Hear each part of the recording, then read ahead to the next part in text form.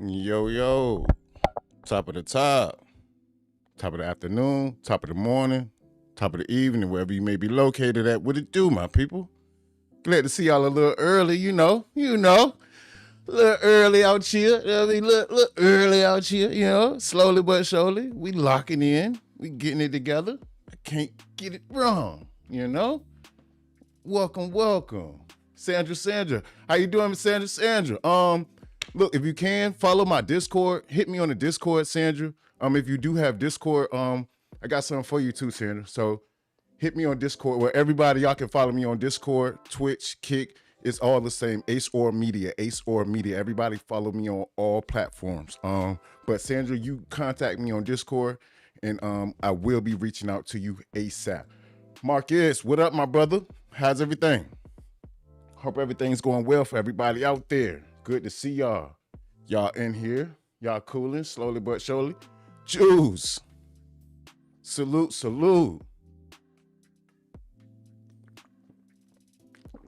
You gotta hit that water one time. You know how that go. And why it can be 2 days from. Whoa. 2 days? Gosh almighty. Well, I'm in the US of A, Miss Mel. It's all love. We gonna all link up at one time, though. You know what I mean? Indeed. It's Ace Aura. Ace, A-C-E, Aura, A-U-R-A, Media, M-E-D-I-A. On all platforms. On all platforms. That's how we get that there. Yes, ma'am. But as far as you've been saying, that's how you can reach me there. Discord. Tap in with me, and I will be linking up with you ASAP. We here a little bit early, y'all. Welcome to the Ace Society. It's been a lot of talkage going on about this Pooh Shiesty and Big Gucci Mane. Sad day in hip hop, man. Sad days in hip hop, man. It's real. It's real in the field. For anybody that knows, it's actually real out there. You know what I mean? Gosh almighty. It's been a lot of talk going on, So, a lot of people have been covering different things in different manners and motions, but a lot of people don't hit it from the beginning to actually what's going on right now. So today what we gonna do is we're gonna find out what happened, and also where did it stem from? Where did all this beef stem from? Crazy word, because it's sad, because Shiesty, he was one of my guys. He was one of my guys, man. And his music was undeniable talent, man. The guy was on his way to oversee the top, if you know what I mean. So, but now he's looking like, I can't even tell, y'all. I can't even tell what he's looking like, man, because it's looking like dark clouds are shadowing the boy, So, remember, welcome to the Ace Society. You are now rocking with your boy Ace. We don't break the content. My fault, excuse me, y'all. We don't break the content. We break down the content, y'all. I'm gonna get that all the way right here. We a small content creation channel, and we rocking in and getting it down, slowly but surely. So without any further ado, y'all, let's get this thing on the road, Let's go.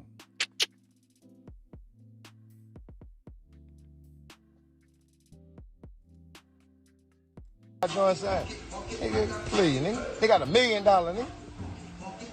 Broke ass nigga. Shit make a nigga heart hurt, boy. Don't make these niggas happy. These niggas ain't happy on home. Step to me, fuck nigga. I would love to, nigga. I don't care. You see me, my wife, you can step to me. I'ma smoke you. She in the background talking some, hey, hey, what you saying back there, boy? You know what's going on with me? Yeah, I ain't gonna tell nobody, not even the police.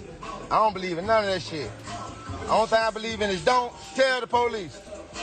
Soft ass nigga. It's the only thing I believe in. That's it. Keeping it discreet. That's my only rule. Anything else, I don't give a fuck anyway. He said, just don't tell the who? Don't tell the goddamn police. At all. But hey, they've been involved, you know?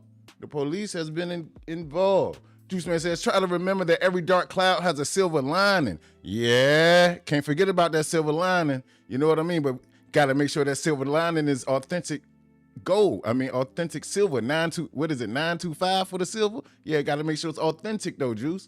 Gotta make sure it's authentic, bro, because I don't know what's going on, but we gonna sit and we gonna figure out together. You know how we do. We gonna figure out what's going on together. Everybody here, everybody lock on out. Y'all double tap that screen for me. Comment, like, subscribe if you can. She Create, what it up? What up? Appreciate you for being here. Always a pleasure, always a pleasure. I appreciate everybody for locking in with the kid. We growing slowly but surely, y'all. We are growing slowly but surely. But hey, if anything of the matter is true or anything of the above, you know, he's looking, you know, he's not looking so well, y'all. Pooh ain't looking so well, man. The big brr might have hit his last brr. I mean, hopefully he gets some things in line, you know. Outside of that, oh man, it's just, I'm just gonna say to me, it's not looking so well. So we gonna jump into this thing right here. Y'all know we when I line things up like this, we do it periodically so we can figure out like what's going on, what's shaking, and get the full details of everything. You know what I mean? But we gonna find out where it stemmed from, where it came from, and we gonna lock right on in. So everybody get your water, get your popcorn, get your snacks, you know what I mean? Get your juice, sip on up. We here, and I appreciate all of y'all for being here. So let's get back to it, y'all. Fox 13 is staying on top of breaking news at midday. Federal agents on the ground in Cordova searching a home owned by the family of rapper Pooh Shiesty. The feds confirmed to Fox 13 they executed a federal search and arrest warrant. Neighbors reporting hearing flashbangs as agents entered the home early this morning. And our crew saw them carrying boxes out of the home as well. And this happened over the past several hours. Fox 13's Jeremy Pierre has the latest details from Cordova. We're going to check in with him. We're still working to learn the specifics in this house raid that took place here at this home in Cordova. We do know that according to the Shelby County Assessor's Office that this home is registered. He got the most lispiest of all lisps, chat. He Cordova's in the section of, but let's let him get his shit off right quick. To Lontrell Williams. Now, Lontrell Williams, that is the father of Pooh Shiesty, who also has the name Lontrell Williams Jr. Big now, Pooh, again, as far as the specifics into this investigation, we're still working that out. We have learned that that this was an official warrant that was issued for this home, a search warrant for this home. Those FBI agents, TBI agents came to this neighborhood about 5:30 or so. People who live in this neighborhood told us that they heard flashbangs, tailpipes, tires. Also heard the shouting from the FBI agents, TBI agents, telling whoever inside of the home to come out with their hands up. What it up? Again, this happened about 5:30 or so this morning. Take a listen to what people we spoke to who are very on edge this morning after what happened early this morning, waking them up. Heard these couple of loud booms, so I came outside and, you know, I heard them say, you know, come out with your hands up. We've got a warrant. Now, again, the FBI confirming that this was an investigation, a raid that took place at this home. Of course, stay with Fox 13. We're going to continue to stay on top of this story for you all throughout the day. I'm Ryan Rabel. I'm the U.S. Attorney for the... So they booted the man doors down. That wasn't where Pooh was staying at. Shiesty, he was at a halfway house, right, y'all? So if y'all don't know, Shiesty was not there at that house, but the house belonged to his father, which is a senior to Pooh Shiesty. So We're gonna call him Big Shiesty for now on. Big Shiesty house had a couple of people there that was also on the arrest warrant. So that's why you've seen all the cars, all the vehicles there. So they are there to put in the warrant, search and seize, and go on about their business. Get who they wanted to get, who they came for, and go on about their business. So you see they was there going through the trunks, going through the tailpipes, going through the engines, breaking everything down. You know what I mean? Coming out with all types of paperwork. So it's looking really for the team over there. You know what I mean? That's all. Yeah, Juice. Full cavity searches on everybody. Not letting go, man. Not letting go at all. And this right here, what we about to get into, is the press conference that the FBI had. Let's get to it. Northern District of Texas, thank you for coming. I'm all right, Smurf Fat. I can't complain. This week, 9 individuals, including well-known musical artists, kidnapped and robbed at gunpoint numerous victims at a music studio in Dallas, Texas. 8 of the 9 were arrested yesterday in Dallas, Memphis, and Nashville. These individuals who are charged and arrested include Lontrell Williams Jr., also known as Pooh Shiesty, Lontrell Williams Sr., Rodney Wright Jr., also known as Big 30, Kadarius Waters, Demarion Gibson, DeMarcus Glover, Corday Johnson, Darian McDaniel, and Terrence Rogers has not been arrested yet, but will be soon. The complaint alleges Sandra. that on January 10th it's on the thumbnail. It's directly on the thumbnail. Professionals traveled to Dallas for a scheduled business meeting. Lontrell Williams Jr. arranged this meeting purportedly to discuss the terms of his recording contract with one of the victims. As alleged, once these 3 men were inside the recording studio, Williams Jr. and 8 co-conspirators, several of whom traveled from Memphis, Tennessee, executed a coordinated armed takeover. As alleged, Williams Jr. produced an AK-style pistol and forced one of the victims to sign a release from the recording contract at gunpoint. And chat, he's saying one of the victim is Gucci Mane. So Shiesty, Big 30, and a couple of other people, they slid from the Big Myth and slid to Tex and locked in. They had a meeting to go on with Gucci Mane. They got into the building, and what happened was that they took over, and it became a robbery, a kidnapping, all in one. And he made Gucci Mane sign some paperwork. Stating that he was releasing Pooh Shiesty from the label, which is, crazy work. 2026. I mean, everything's going down and everything's being presented on the internet as well. So it's like, it should have been some better decisions made within, and he had his father with him too. The senior, he's a senior. So let's get back to it, chat. The remaining conspirators displayed firearms and robbed the other victims of Rolex watches, jewelry, cash, and other high-value items. One of the victims was actually choked by one of the defendants to the point of near unconsciousness. And that was the cameraman. They choked up the cameraman, y'all. Come on, barricaded the studio door with his body to prevent the victims from escaping. The ringleader of the conspiracy, Lontrell Williams Jr., was on home confinement at the time of the offense, as alleged, for a prior firearms conspiracy charge and conviction out of the Southern District of Florida. Towards the end of his prison sentence, he had been granted home detention. Part of the terms of his home detention were that he would not commit another federal offense or possess a firearm. His father, Lontrell Williams Sr., is alleged to have helped plan and execute the federal kidnapping as charged in the complaint. And as described further in the complaint, within hours of leaving the Dallas studio, a number of the defendants were on social media displaying some of the items that appeared to be the jewelry that had been robbed from the victims.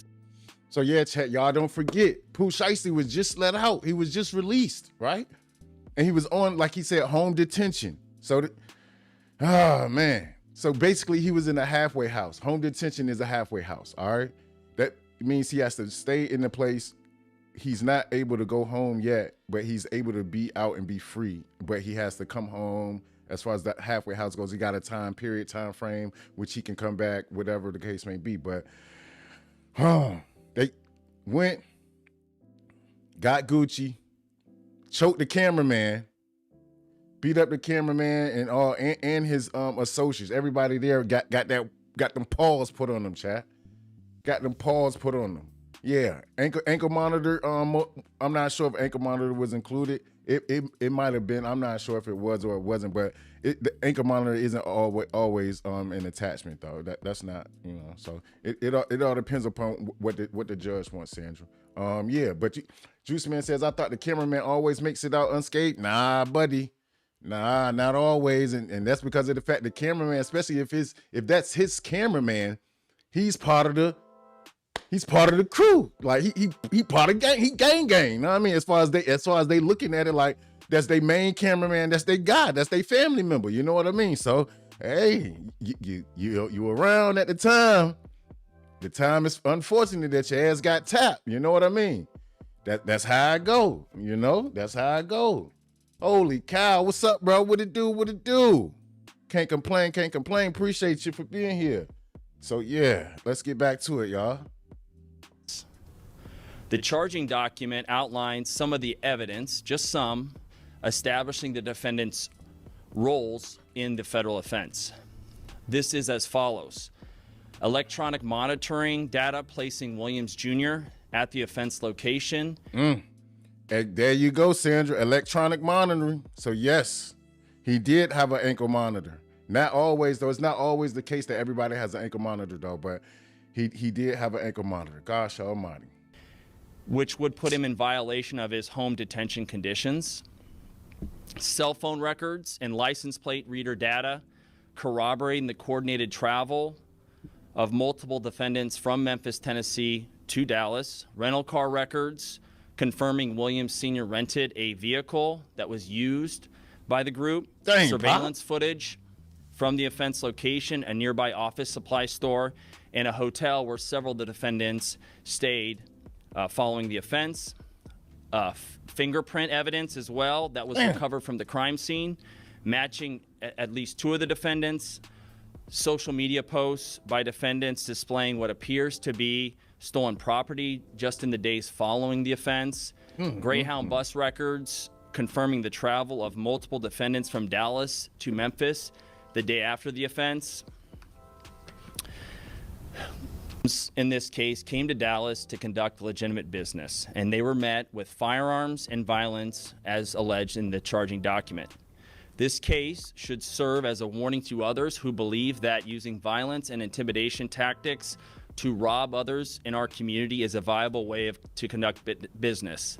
I'm here to say that it is not, and that if you choose to do this, we will, together with our law enforcement partners here and the other ones in the Northern District of Texas, will bring you swiftly to justice. I want to thank the FBI Dallas Violent Crimes Task Force, the FBI's Memphis Resident Agency and Nashville Field Office, the Memphis Safe Task Force, the Dallas Police Department, So they came together. the United States Attorney for the Western District of Tennessee, Michael Dunovit, and AUSA Greg Wagner, the U.S. Attorney's Office for the Eastern District of Texas, my dear friend and colleague Jay Combs, and the U.S. Attorney's Office for the Middle District of Tennessee, including my colleague Braden Busek, for their outstanding contributions in this multi-jurisdictional investigation. Multi-jurisdictional. So they banded together, came together to make sure that they apprehended everybody that they need to get, y'all. They was like, we got time today. We got time today. This has to be one of the most goddamn diabolical, stupidest moves that a man could have made, especially for him just getting out, man. And they got everything that they need. They got fingerprints. They got phone call data. They got license plate reading data. They got credit card and debit card readings and paperworks of the vehicles being rented. hotels being purchased. Oh, man. Gosh almighty. It's crazy work, chat. Crazy fucking work. Coordinated is the key word. Yeah. Very coordinated, but at the same time, didn't do enough. Because if they did, they wouldn't be sitting right here. We wouldn't be watching this. So we're going to get back to it and find out the tad bits, y'all. Damn. Prosecution. I'd also like to highlight the extraordinary work. None of this happens without the extraordinary work of our AUSAs in this office. And I'm here to say we have the best AUSAs in the entire country.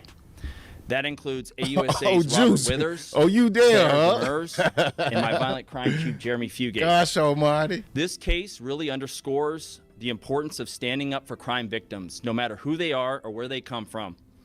And the incredible collaborative, investigative partnerships that we have, not only in the Northern District of Texas, but across the country. And we are all working together to make our country safer. So thank you for being here today, and I'll answer some questions after my colleague here speaks. But now I'm going to turn it over to him, and this is Jeremy Wright, who's the Dallas FBI Assistant Special Agent in charge. Yeah, thank you, Ryan. Good morning, everybody. They ain't playing with that boy at all. Right, Assistant Special Agent They in not charge playing for with his FBI ass. Dallas. As United States Attorney Raybold said, we're here today to announce the arrest sports. of several individuals goddamn right. in the Memphis and Nashville, Big Tennessee checkmate. areas, as long as one here in Frisco, Texas. These arrests are the result of a violent kidnapping of 3 individuals here in the Dallas area. The majority of those arrested did travel from Memphis to Dallas to commit that offense. Our office collaborated with multiple law enforcement agencies and other FBI offices to carry out this investigation that ultimately led to these arrests. So I'd like to thank the Dallas Violent Crimes Task Force, Dallas Police Department, the Memphis Safe Task Force, Memphis, Tennessee Police Department, and the Shelby County, Tennessee Sheriff's Department for helping with this investigation. Violent crime does remain a top priority for the FBI, and we dedicated significant resources from here in Dallas FBI, Nashville, Little Rock, Birmingham, and Atlanta FBI offices to investigate and successfully arrest these individuals. We remain committed to investigating violent crimes like these. No matter who you are, we will fight every day alongside our partners to make our communities safer. So, thank you. And we have time for some questions. If you would just identify who you were with and your name would be helpful. Yes, sir. Kevin Reese with WFAA. Hi, Kevin. It may be in the release that you're going to send us, but can you be more specific to who these victims are and a specific location of this? People want them details, y'all. They want the details. They want to know every single bit. They not letting up. And Juice, I ain't know you was out in Dallas, man. Shout out to North Dallas, man. Shout out to your boy Mo 3, man. Gosh almighty, he had them boys scared to come outside. You hear me? On guard. Big stepper, you hear me? Lost almighty. Studio that you were talking about? I'll answer the last part first. Yes, it'll be in the complaint, and we're happy to get you a copy of that. It's now unsealed. It was off Dallas Parkway in Dallas, Texas, a music studio. That's what's identified in the complaint. As far as victims go, we won't get into, at this time, who the victims are or not. Chase with the Dallas Morning News. Can you describe the injuries suffered by the 3 victims? So one of the victims, and this is actually in the complaint, and we'll get you a copy as well, there's a photograph of the injury. It looks like there's some abrasions on the neck and arm. That was the cameraman, chat. They put the 5 deadly finger grip lock on his neck, chat. Damn, boy. Crazy work. One of the individuals that's been charged has not had his initial appearance yet, but agents are actively working to locate and bring him to court. And I wanted to touch on that actually. Eric Bushman with KRLD. Since there's one person you're still trying to get to come in, I guess it's not an arrest, it's an initial appearance. You had said that you're trying to work out. Because you're going public with this, are you afraid at all that that's going to hinder and eventually getting another individual in? Agents are working to find him. The complaint has already been unsealed, and a number of these defendants have had their public hearing already, their initial appearance, and And so it's already out there that this individual has been charged, and so that information is in the public record. But I trust that the agents will be able to identify this person and find them and bring them to justice. Of course, that person can turn themselves in immediately. 2 questions. This is Chase with the Dallas Morning News. So the initial incident happens in January 10th. Mm-hmm. We're here in April. Can you describe the timeline and the length of time, you know, why we're talking about this now? Because it sounds like these arrests happened recently. And then the second part of that question, did all of the arrests happen yesterday, or were they happening over the span of time that we're talking about? Yeah, good questions. I'll start with the last part. 8 of the 9 happened yesterday, and then we're still working on one more. And that was, again, a lot of those happened in Memphis, one happened in Nashville, and we're working now with our Georgia counterparts to get the last person brought to justice. Do you want to ask another question, follow up to that? Actually, I forgot he had 2. We'll come back to me after you. Okay, and remind me of your first part, sir. We had the initial incident on January 10th, Yep. here April 2nd. Can you describe and kind of characterize why, you know, that amount of time passed before they were arrested? Well, that was one of the reasons I wanted to list off some of the evidence that has been uncovered to date. A lot of this was subpoena work, search warrant work, and things like that in order to develop the investigation. And so the agents here with me, the agents out in the field, it takes a little bit of time to identify who did this offense and build a case so that we feel comfortable bringing the charges. So actually that's pretty quickly for a federal case of this gravity and this nature. And so I'm very proud of the investigative work, and it will continue from this office as well as our FBI and our local police department. If convicted of these charges, these arrests, how serious are these crimes? What do these people face? They're facing a range, so there's no mandatory minimum in this case. It's a range of punishment, and it'll be in the province of the judge, whoever gets the case. But it could be from 0 all the way to life imprisonment. And as you know, a lot of it will guide what's called the sentencing guidelines will be the individual's previous criminal history, the fact that one of these individuals committed the offense while on home confinement, so actually serving a federal offense. Assuming that individual is convicted, that will be an aggravating factor for sure. Real quick, I was curious. I know He said from 0 to life, chat. 0 to life. That's a very wide range of numbers to go through. God damn. you're being quiet so far on the victims here, but could you at least tell us, outside of them being local to Dallas, were they aspiring artists? Are they known locally or even nationally? Can you at least tell us that?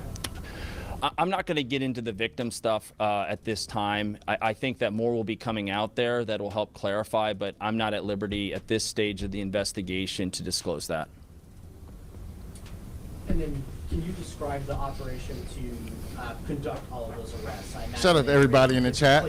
Appreciate y'all. Double tap that screen for me one time. Y'all send us through that algorithm. Y'all know what's going on. I'm Welcome gonna hand in. that one off to my colleague here, Jeremy. Appreciate y'all. Yeah, thank you for the question.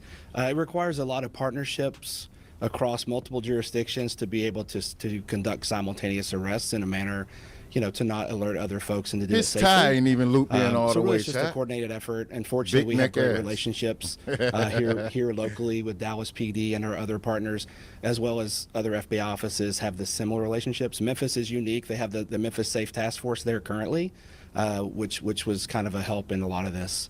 So it's really just coordination and pre-planning. And a follow-up to that. So were all of the arrests in Memphis, or? No. Memphis, we had one in Frisco, Texas, yesterday morning. The rest were in Memphis. And as the U.S. Attorney said, we're actively pursuing the final arrest. Thank you. Yeah. Did you have another question, sir? Mugshots, is everything out? We're going to break down the breakdown, chat. You hear me? Appreciate I think y'all. that becomes public record, but I'm not sure. If I could follow up with you right after, Catherine, if you would get to make sure that we get that information over there. Thank you for coming. If there are any further questions, I just want to underscore the importance here in Northern District of Texas of vigorously prosecuting violent crime. And a couple days ago, I did a press conference in and Fort Worth, Texas.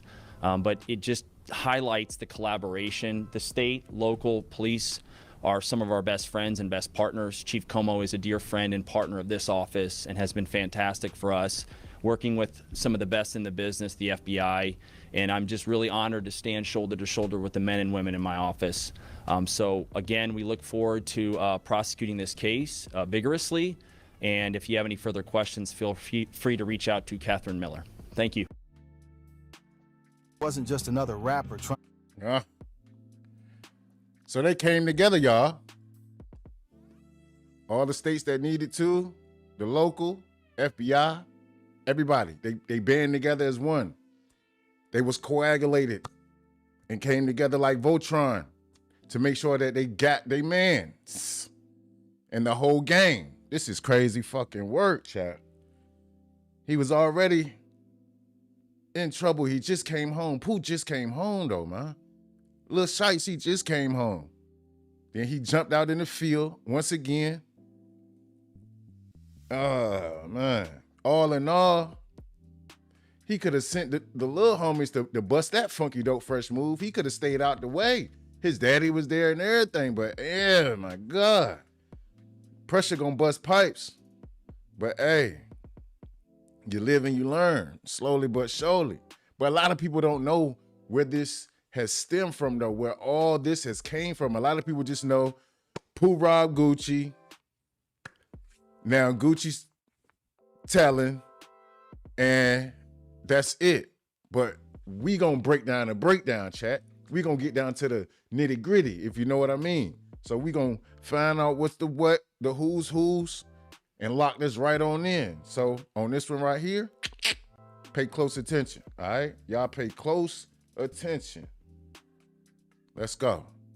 Yo Gotti and Gucci Mane's beef has been going on for a long ass time. From Yo Gotti sleeping with Gucci's wife to now stealing his biggest artist from his label, Pooh Shiesty. But what happened 3 weeks ago in a Dallas recording studio might be the most disrespectful thing that's ever happened in hip-hop history. Picture this, you're one of the most respected OGs in the game, you've built a multi-million-dollar empire, and you've just welcomed your star artist home from federal prison with a post that got 2.3 million likes. Gosh almighty, 2.3 mil.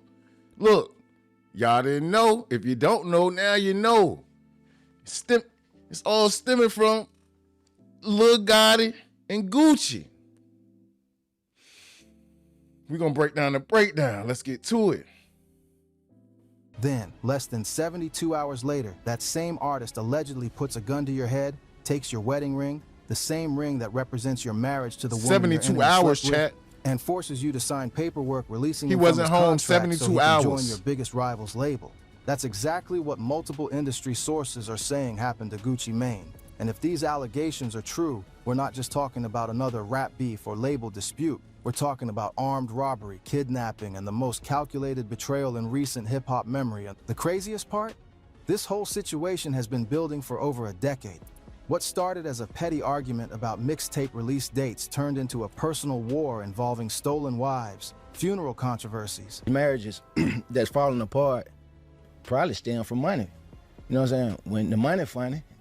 When the money funny. You can't really focus, everybody go for self. Memphis street politics, Lord. and now allegedly, federal crimes that could send people back to prison for decades. But here's what makes this story even more insane. Gucci Mane should have seen this coming from a mile away. When you sign an artist with Shiesty, literally in his name, you're putting a warning label on your business relationship. And when that artist's biggest loyalty is to the same city as your worst enemy, you're basically asking for trouble. What's happening about it? But the story... And they was, look, Gotti and Gucci going back and forth. Gotti had got that on Gucci old lady up in shambles at one point in time. Gucci come to Memphis. That's where Gotti from. That's where Gotti from. He come to Memphis. He signed Shiesty. So it's looking like, okay, he's stepping into Yo Gotti territory. You know what I mean? Now, with that being said, let's keep it going and find out what's the what and the who's. Let's go. That's going around that everybody's scared to report on, and this is just a rumor, is that basically let's go. Shiesty and Choppa Gang ran down on Gucci Mane, relieved him of some of his possessions, and basically forced him to sign a contract releasing Pooh Shiesty from 1017. Under Stay duress. locked in until the end, because I'm about to break down the entire timeline of how Yo Gotti played the longest revenge game in hip-hop history. From sleeping with Gucci Mane's woman while he was locked up, to systematically destroying his Memphis pipeline, to allegedly orchestrating the theft of his biggest star, this is a masterclass in psychological warfare that goes way beyond music. Indeed. Goes way beyond music, chat. Take a walk with me. Y'all see how it's going down, right? They was going tit-tat back and forth. It's been a long time coming. This has been stemming over almost a decade now. So chat, it's like a lot of times, right? All right, the little homies get into beef over the shit that the big homies already had prior to. You know, a lot of gang warfares and gang shit that's going on.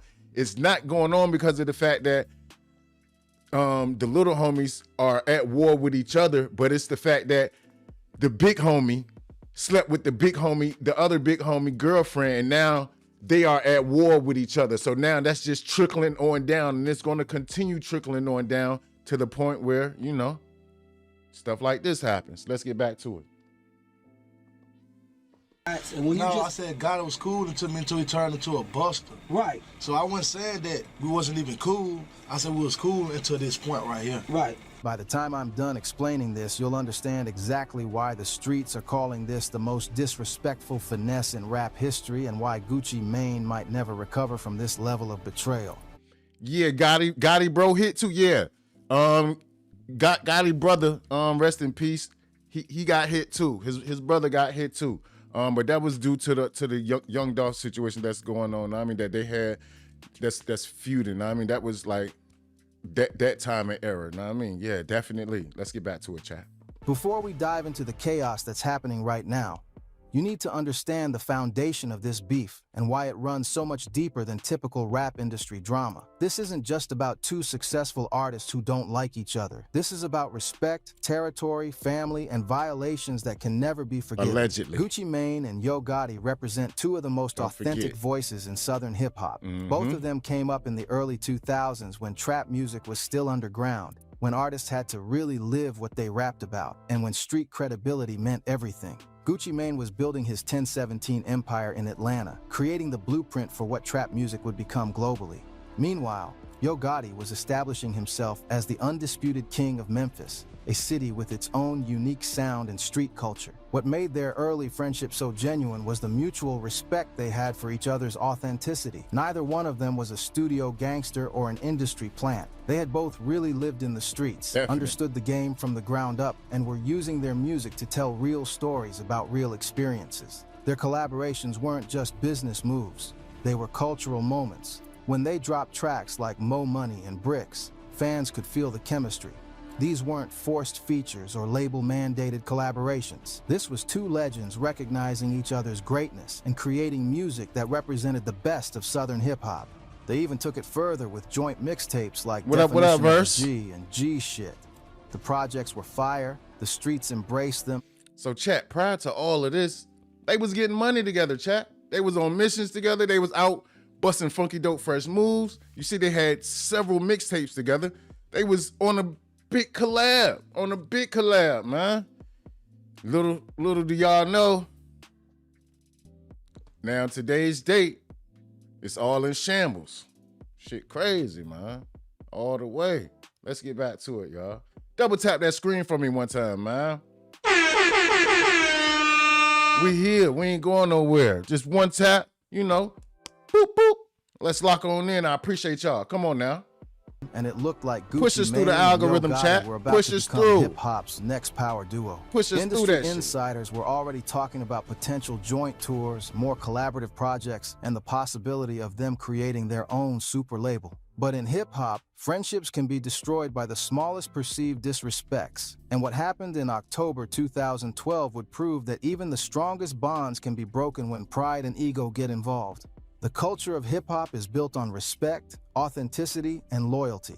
When those principles get violated, the consequences can last for decades. And as we're about to see, what started as a simple misunderstanding about release dates would eventually lead to stolen wives, funeral drama, and allegedly armed robbery. October 2012 should have been one of the biggest months in Gucci Mane's career. He had been building anticipation for his new project, Trap God, for weeks, conducting interviews, dropping snippets, and making sure everyone knew that October 17th was going to be a special day. And for Gucci Mane, the 17th wasn't just any random date, it was sacred. See, most people don't understand the significance of the number 17 in Gucci Mane's brand. His label is called 1017 Records, which represents October 17th on the calendar. This date has deep personal meaning for him, and dropping projects on the 17th of any month had become his signature move. That was his signature thing, chat. That was Gucci's signature thing. He was gonna drop on the 17th. Whichever date that he wanted to choose, whichever month, it was always going to be on the 17th. Remember that, chat. Y'all remember that, okay? That's why the number 1017, October 17th, was the brand label name, and it held so much to Gucci. Let's go. It was his way of stamping his identity on the culture and creating a brand that was uniquely his. Called Gucci branding Mane had and been marketing, promoting chat. Trap God Branding as and his marketing. return to form, a project that would remind everyone why he was considered the godfather of trap music. The marketing campaign was in full swing, the features were locked in, and everything was set for what should have been a triumphant release. Then, out of nowhere, Yo Gotti announced that he was also dropping a mixtape on October 17th. Now, according to Gotti's version of events, he knew Gucci Mane was dropping that day, but he thought it would be incredible for both of them to release projects simultaneously. In his mind, they were brothers in the game, so why not dominate the internet together? He envisioned fans going crazy over having new music from both artists on the same day, with both projects complementing each other and creating a moment that would be remembered in hip-hop history. But Gucci Mane saw the situation completely differently. To him, this wasn't collaboration. This was straight-up disrespect and wave riding. Yo Gotti was trying to piggyback off the 1017 brand that Gucci Mane had spent years building. He was Gosh almighty, chat. So, chat, do y'all think that Yo Gotti did that purposely to try to rake in some extra dollars? You know what I mean? To me, I don't know what to say. I really don't know what to say, but just because of the fact that they were locked in. They was locked in. We're brothers. We're happy and we're singing and you know what I mean? So it was like, but all in all, they should have came together on a notion like, all right, he should have tapped in with Gooch like, yo, Gooch, I'm trying to drop on a day. I mean, well, how do you feel about that? You know what I mean? Like outside of that, then, but if he did it without reaching out or anything like that matter, man, it might have been a play. It might have been a play. Let's get to it, y'all. attempting to profit off Gucci Mane's marketing campaign and steal thunder that rightfully belonged to Trap God. The moment Gotti's announcement hit the internet, Gucci Mane felt violated. What up, Rick? This was his date, his brand, his moment, and his supposed friend was trying to crash the party without permission. Yo Gotti immediately recognized that something was wrong and tried to reach out. He called Gucci Mane's phone multiple times, but the calls went straight to voicemail. He hit up people in Gucci Mane's camp, asking them to have their boss call him back so they could talk through the situation. He even tried reaching out through mutual friends and industry connections, but Gucci Mane was giving him the complete silent treatment. Instead of handling the situation privately, Gucci Mane took his frustration to Twitter, which in 2012 was the primary platform for hip-hop drama. His tweet was short but devastating. Why would another artist put their mixtape out on 1017 if they ain't Appreciate Brick you, Juan. Squad? You ain't me, Trap God. That tweet changed everything. It wasn't just a private conversation between friends anymore. This was public disrespect that the entire hip-hop community could see. Gucci Mane was essentially calling out Yo Gotti for being fake and trying to ride his wave. Yo Gotti was genuinely confused by the response. He had never intended any disrespect, and he couldn't understand why his friend was reacting so strongly to what he saw as a collaborative opportunity. But recognizing that the situation was escalating, he made the decision to move his release date to October 18th, hoping that would resolve the conflict. But the damage was already done. Gucci Mane felt that the very fact that Gotti had... Okay, so chat. All right, so all in all, right? He did move the date, chat. Gotti did move the date. He moved the date to the following month. But hey, The damage was already like, it was already there. I guess the damage of Gucci Mane feeling disrespected was already there. So he probably was looking at him with the side eye after that. Like ever since then, he was hitting him with the mean, with the mean side eye, chat. Let's get back to it. Announced the same release date showed a fundamental lack of respect Juice. for their friendship and his brand. There we In go. his mind, a real friend would have called first to discuss the idea, not just Exactly. announced it publicly and forced him to react. The situation got even more complicated when Gucci Mane brought up another issue that had been bothering him. During a radio interview, he pointed out that Yo Gotti had been working with his enemies, specifically Jeezy and T.I., two artists who Gucci Mane had serious long-standing beef with. Gotti had recently dropped a remix to his track racks featuring both Jeezy and T.I., and to Gucci Mane that was another sign of disloyalty. How could someone who claimed to be his friend work so closely with people who had actively tried to destroy his career? But here's where the situation becomes hypocritical. Around the same time, Gucci Mane was working closely with Young Dolph, who happened to be one of Yo Gotti's biggest enemies in Memphis. Indeed. So both artists were collaborating with each other's ops. But only Gucci Mane was making it a public issue. The double standard was obvious, but Gucci Mane was too deep in his feelings to see it objectively. He felt betrayed, disrespected, and abandoned by someone he had considered a real friend. Things reached a breaking point when Gucci Mane decided to air out all his grievances during a radio interview. My main problem with him is that he dropped his mixtape on 1017 and tried to ride my wave, Gucci Mane said. Why would you drop it if you ain't on 1017? And when I call you as my partner to ask why you did it, you say, "Oh, I didn't know you were dropping a mixtape." Gucci Mane wasn't buying Gotti's explanation at all. He had been promoting Trap God for months, doing interviews, posting on social media, and making it clear that October 17th was going to be a major moment. There was no way someone as connected as Yo Gotti didn't know about the release date. The public nature of Gucci Mane's complaints made reconciliation almost impossible. Once you air out your problems with someone on the radio, it becomes about more than just the original issue. Exactly. Once it hits the net, once it hits the radio, chat, like, it is what it is, ain't what it ain't, because those things could have been discussed between you and I as grown men. You know what I mean? Like, at an all-time high. If you're my brother, if you're my brethren, if you're my homie, and you got a problem with me, don't go to no internet. If you go to the internet first before you reach out to me, then it's just that, and I don't have anything else to say about it, and I just leave it where it's at. And I leave you where you at. And that's that. Because of the fact that we supposed to have a much stronger bond in that, dog, you can call me, you can reach out to me, you got my number, you got my email, you know where I be at. Like, you can tap in with me. But no, you want to go to the net like a little female. No, that's not what we do. Lane, what up? Well, I appreciate everybody for being here in the chat, man. Y'all double tap me up one time. We gonna get down to this nitty gritty, y'all. My brother, you didn't miss a whole lot. You just missed the prequel. The prequel was look, the Pooh Shiesty, Rob Gucci, but little does everyone know it goes way deeper than that. This all started prior to with Yo Gotti. You know what I mean? So we locking this in and we getting it going. So you came in right on time. A couple details you might have missed, that Yo Gotti slept with Gucci Mane's old lady. They was going back and forth about artists, signing artists, this and that and the third. So now we are right here. Now you all caught up. Appreciate everybody for being here. Double tap that screen for me one time, chat. Appreciate y'all. Let's get back to it.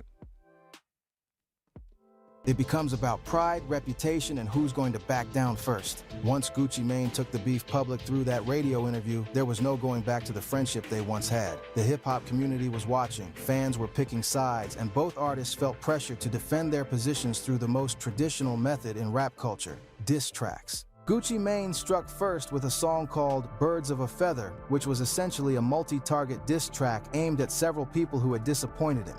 But the line that hit Yo Gotti the hardest was, "I used to mess with Gotti until he turned into a buster." In hip-hop terminology, calling someone a buster is one of the most disrespectful things you can say. It implies that they're fake, weak, and not really about the life they rap about.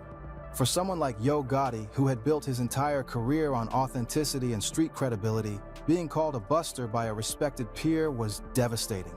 The song didn't just attack Gotti's character, it questioned his entire identity as an artist and a man. Gucci Mane was essentially telling the world that he had misjudged Yo Gotti's character and that their friendship had been based on false pretenses. Yo Gotti's initial response showed just how much the diss had hurt him personally. In interviews, he expressed genuine disappointment rather than anger. "I'm more disappointed in him than anything because I looked at him different," Gotti said. "What I perceived in him is not what he's playing out. I thought he was a straight-up stand-up guy, street-type dude, and street dudes don't handle business like that." This response revealed something important about their relationship. Allegedly. It wasn't just a business partnership that had gone wrong. These were two men who had genuinely respected and cared about each other, which made the betrayal feel even more personal. Gotti went on to explain that even people in Gucci Mane's own camp were confused by the diss. "Even the dudes in Gucci's camp don't understand why he was dissing me on the record," he said. This verse, I'll learn you right quick. I don't know what type of phone you have or whatever the case may be. Let me see. Hold on. So I can get you right quick, verse. All right, look. Pop in. Double tap. All you got to do is double tap. That's all. You see how I did that verse? You just got to double tap. That's all. Appreciate you. Much love and respect. Always. Thank you, my brother. Let's get back to it, chat. Suggested that the beef wasn't based on any real wrongdoing, but rather on Gucci Mane's perception of disrespect. Initially, Yo Gotti tried to take the high road. He was hurt, disappointed, and confused, but he didn't want to escalate the situation into a full-blown rap war. He had too much respect for what they had built together, and he hoped that That's when Gucci was fat, too, on his burgers and shakes, you know what I mean? And lean. Gosh, oh my. Heads would eventually prevail. But as the weeks went by and Gucci Mane continued to take shots in interviews and on social media, Gotti realized that his former friend wasn't interested in reconciliation. The disrespect had become too public and too personal to ignore. Finally, Yo Gotti decided he had to respond. He dropped a diss track called Have Mercy, which was his way of defending his reputation and firing back at Gucci Mane's accusations. The song was hard, direct, and made it clear that their friendship was officially over. Have Mercy didn't just respond to Gucci Mane's disses. It questioned his motives and suggested that he was acting out of jealousy rather than legitimate grievances. Gotti... They was on they call Thomas. So emotional, chat. Gave me reasons to believe that we will always be in the streets. But now I see. You hear me, chat? I was wrong. You hear me? Oh, my stars. Let's go.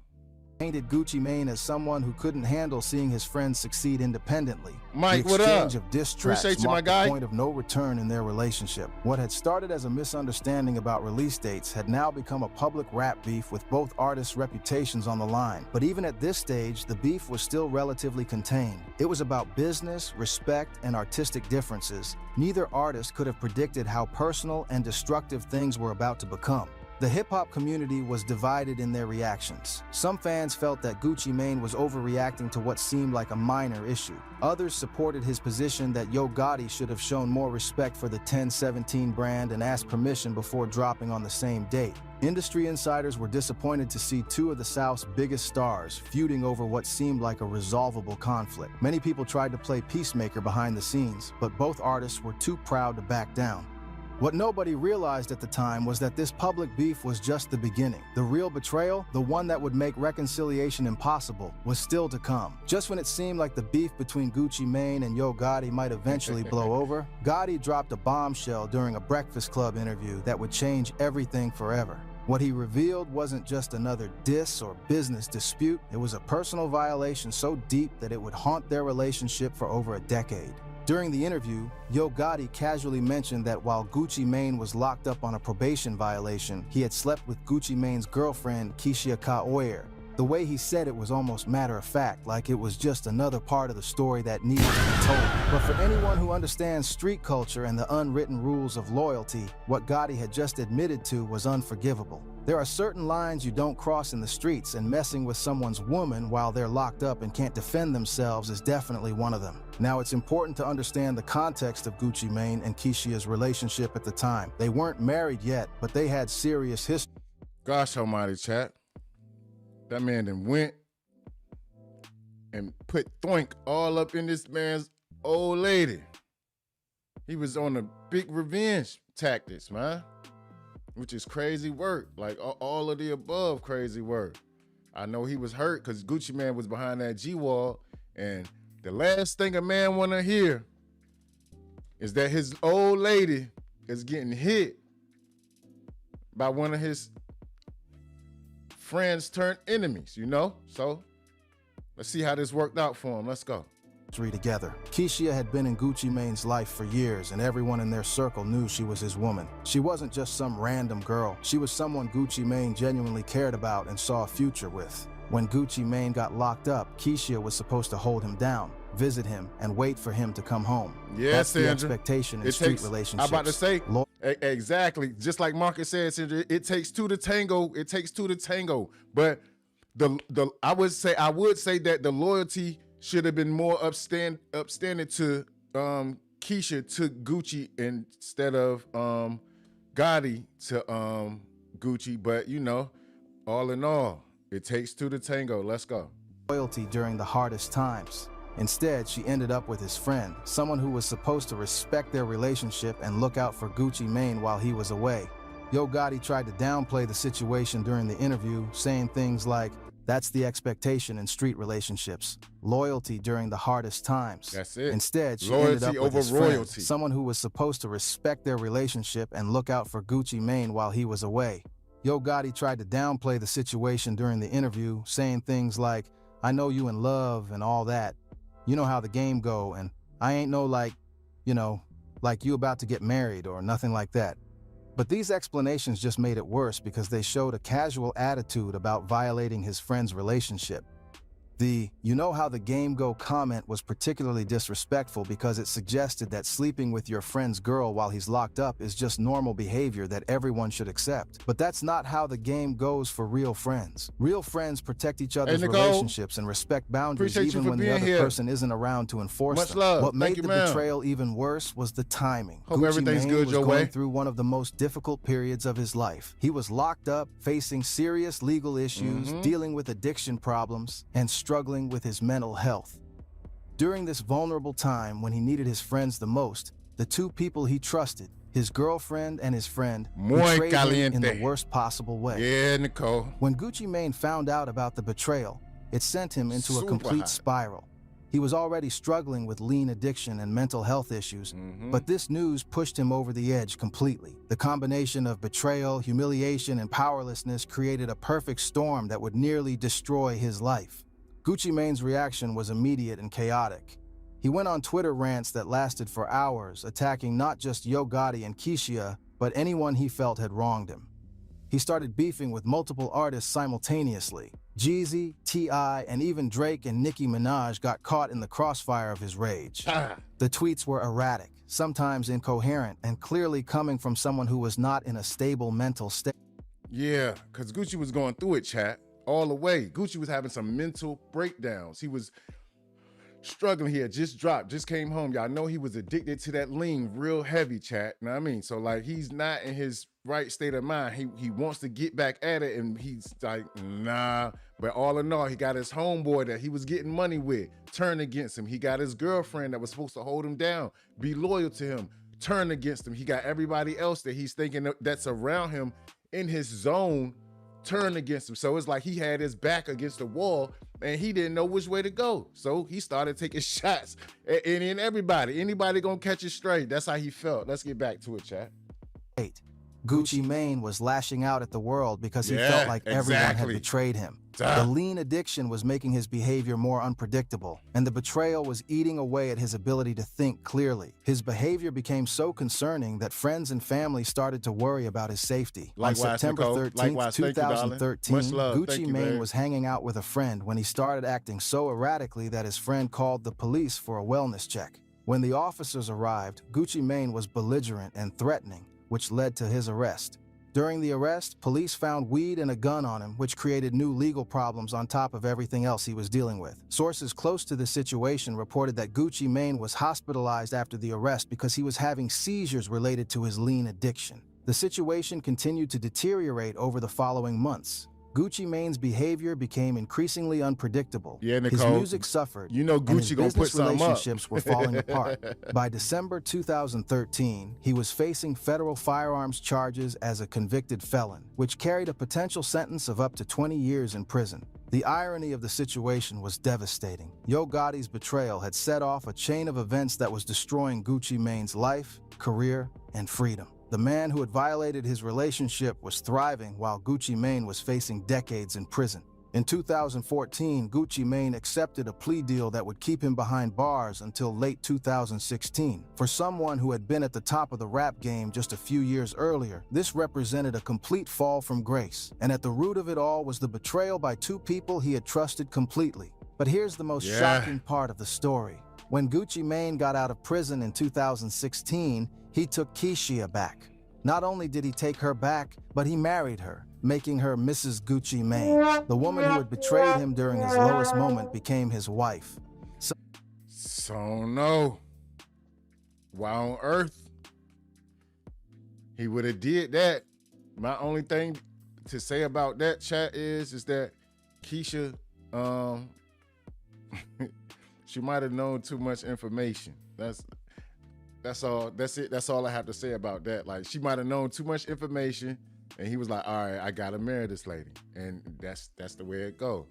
But yeah, the old Gucci, he would have terrorized everybody, their mama, the kids, whatever. Gucci was a big threat in his older days, in his in his younger days, I should say. Let's get back to it, chat. Gosh almighty. Some people saw this as forgiveness and growth. Others saw it as a man who was so broken by the betrayal that he was willing to overlook the ultimate disrespect for the sake of love. But regardless of how people interpreted it, the marriage sent a clear message. Gucci Mane was willing to forgive Keisha, but he would never forgive Yo Gotti. Prison changed Gucci Mane in ways that nobody expected. When he went in, he was a lean-addicted, mentally unstable artist whose career was in shambles. When he came out in 2016, he was clean, focused, and had a completely different approach to life and business. But while he had learned to control his emotions and make better decisions, he hadn't forgotten what Yo Gotti had done to him. The old Gucci Mane. Lane says, is this from back in the day, or just now, coming up now in 2026? Now, this is what stemmed up to what just happened between Pooh Shiesty and Gucci Mane. Gotta catch on up, Lane. You gotta catch on up. This is going from why did everything like this take place? What stemmed the behavior and actions of such? Let's get back to it.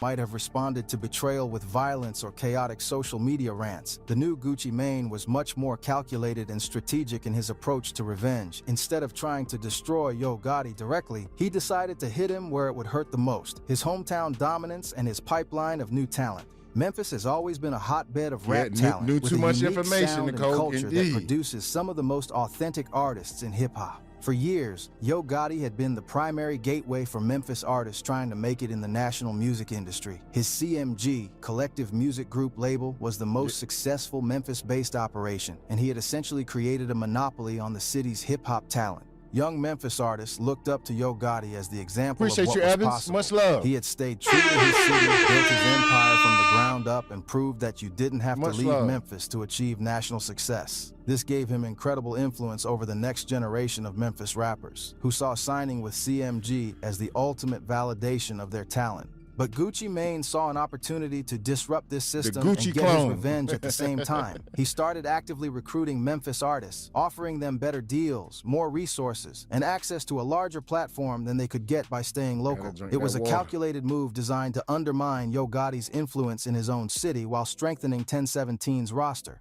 According to Memphis insider Stan G, who broke down the situation during a No Jumper interview, Gucci Mane was using war tactics in his beef with Yo Gotti. Every time he get into it with somebody, he locked the city down, Stan G explained. He got into it with Jeezy, locked down Atlanta by signing everybody in Atlanta, got into it with Gotti, signed the whole Memphis.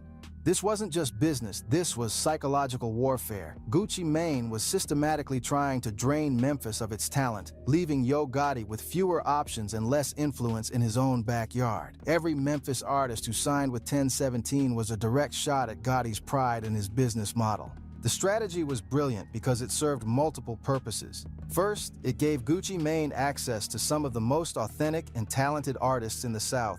Memphis rap. The key, 22, you just got in here. You should have came a little bit earlier, then you would have saw the facts that was already dropped. When Gucci Mane was mad at his old lady for doing what she did with Yo Gotti. And also it says, Pooh situation ain't got nothing to do with God. Indeed it does, because this is the backstory of why I even went to this level. You got to know the backstory to even know what's going on. Why would Gucci Mane be in Memphis signing Memphis artists when he got the A on? Come on now, you got to know the backstory. Tap in, listen, learn a couple of things. That's all. You'll be all right. Let's get to it. Brought a raw, unfiltered energy that complemented 1017's trap sound perfectly. Second, it weakened Yo Gotti's position in his own city, making it harder for him to maintain his status as the king of Memphis hip-hop. But most importantly, it was a form of revenge that was completely legal and business-focused. Gucci Mane wasn't breaking any laws or putting himself at risk. He was just offering better opportunities to talented artists. If those artists chose to leave Memphis for Atlanta, that was their decision. The plan worked better than anyone expected. Gucci Mane successfully signed multiple Memphis artists to 1017, including Big Scar, Enchanting, and most importantly, talk to her, Motion. Talk to her, Motion. Starting to make serious noise. They're not in the streets, understanding. Pooh Shiesty. Each signing was like a chess move in Gucci Mane's long-term strategy. He wasn't just building his roster. He was systematically dismantling Yo Gotti's empire one artist at a time. And the beauty of it was that he was doing it with Gotti's own hometown talent. The Memphis hip-hop community was divided by Gucci Mane's aggressive recruitment tactics. Some artists and fans felt that he was an outsider trying to exploit their city's talent for his own benefit. Others saw him as offering opportunities that weren't available locally and felt that artists should go wherever they could get the best deals. Yo Gotti couldn't publicly complain about the situation without looking weak or hypocritical. After all, he had built his own career by leaving Memphis artists behind when better opportunities came along. How could he criticize other artists for making the same choice? But privately, the systematic poaching of Memphis talent had to be incredibly frustrating. Gotti was watching his city's best artists choose Atlanta over Memphis, 1017 over CMG, and Gucci Mane over him. It was a slow-motion destruction of everything he had built in his hometown. The psychological impact of Gucci Mane's strategy was probably even more damaging than the business impact. Every time a Memphis artist signed with 1017, it was a reminder of the betrayal that had started this whole war. Gotti couldn't escape the Flipper, scripper, you heard me? Yeah, we agree with you, Jiz. You heard me? I'm talking about my homie. Yo homie was, that's your homie, not you. That's your homie. It won't you. You can't sit and say no facts about anything. That's your homie, not you. Now, if you would have came in here earlier and saw the facts that was already played, then you would know, oh, okay, they're going back and forth because they was feuding with each other. Now, if you just sit, watch, cool off, get your water intake. I mean, you might be dehydrated a little bit. You hear me? You might just be a little bit dehydrated. I'll take a sip for you. You hear me? You'll be all right. You hear me? All of the day's work. That's all. Consequences of sleeping with Gucci Mane's woman because those consequences were playing out in real time through his city's music scene. Gucci Mane's revenge plot was working perfectly, but he was about to make a crucial mistake. In his eagerness to hurt Yo Gotti, he would sign an artist whose loyalty to Memphis would eventually trump his loyalty to 1017. There you go. That artist's name was Pooh Shiesty. There when you Gucci go. Mane first heard about Pooh Shiesty, he knew immediately that this was exactly the type of artist who could help him dominate Memphis hip-hop. Pooh Shiesty wasn't just another rapper trying to make it. He was someone whose name was already ringing bells in Memphis for all the right and wrong reasons. Born Lontrell Williams, Pooh Shiesty had that raw, authentic street energy that reminded people of early Gucci Mane. He wasn't trying to be pretty with his bars or create radio-friendly music. He was telling real stories about real situations, and that authenticity was exactly what caught Gucci Mane's attention. But Pooh Shiesty wasn't some unknown kid when Gucci Mane discovered him. He already had a buzz in Memphis, already had people talking about his potential, and already had the kind of street credibility that you can't fake or manufacture. What he needed was someone with the industry connections and experience to take him to the next level. The story of how Gucci Mane discovered Pooh Shiesty is actually pretty wild. People who knew both the music game and the street game were telling Gucci about this young cat from Memphis who had bars and credibility. When Gucci finally heard Pooh's music, he knew immediately that this was someone special. The raw talent was undeniable, but more than that, Pooh had that authentic street perspective that you can't fake. In a game full of industry plants and manufactured personas, Pooh Shiesty was the real deal. He had lived the life he was rapping about, and that authenticity came through in every bar. The signing process wasn't some long, drawn-out negotiation. When Gucci Mane wants someone on his team, he moves fast and decisively. He reached out to Pooh directly, and the conversation was straightforward. Gucci saw the potential, Pooh needed the platform, and 1017 needed that Memphis energy. For Pooh Shiesty, signing with Gucci Mane was like hitting the lottery. He went from being a local Memphis artist with limited resources to being part of one of the most respected labels in hip-hop. Suddenly, he had access to top producers, major industry connections, and the full weight of 1017 behind his career.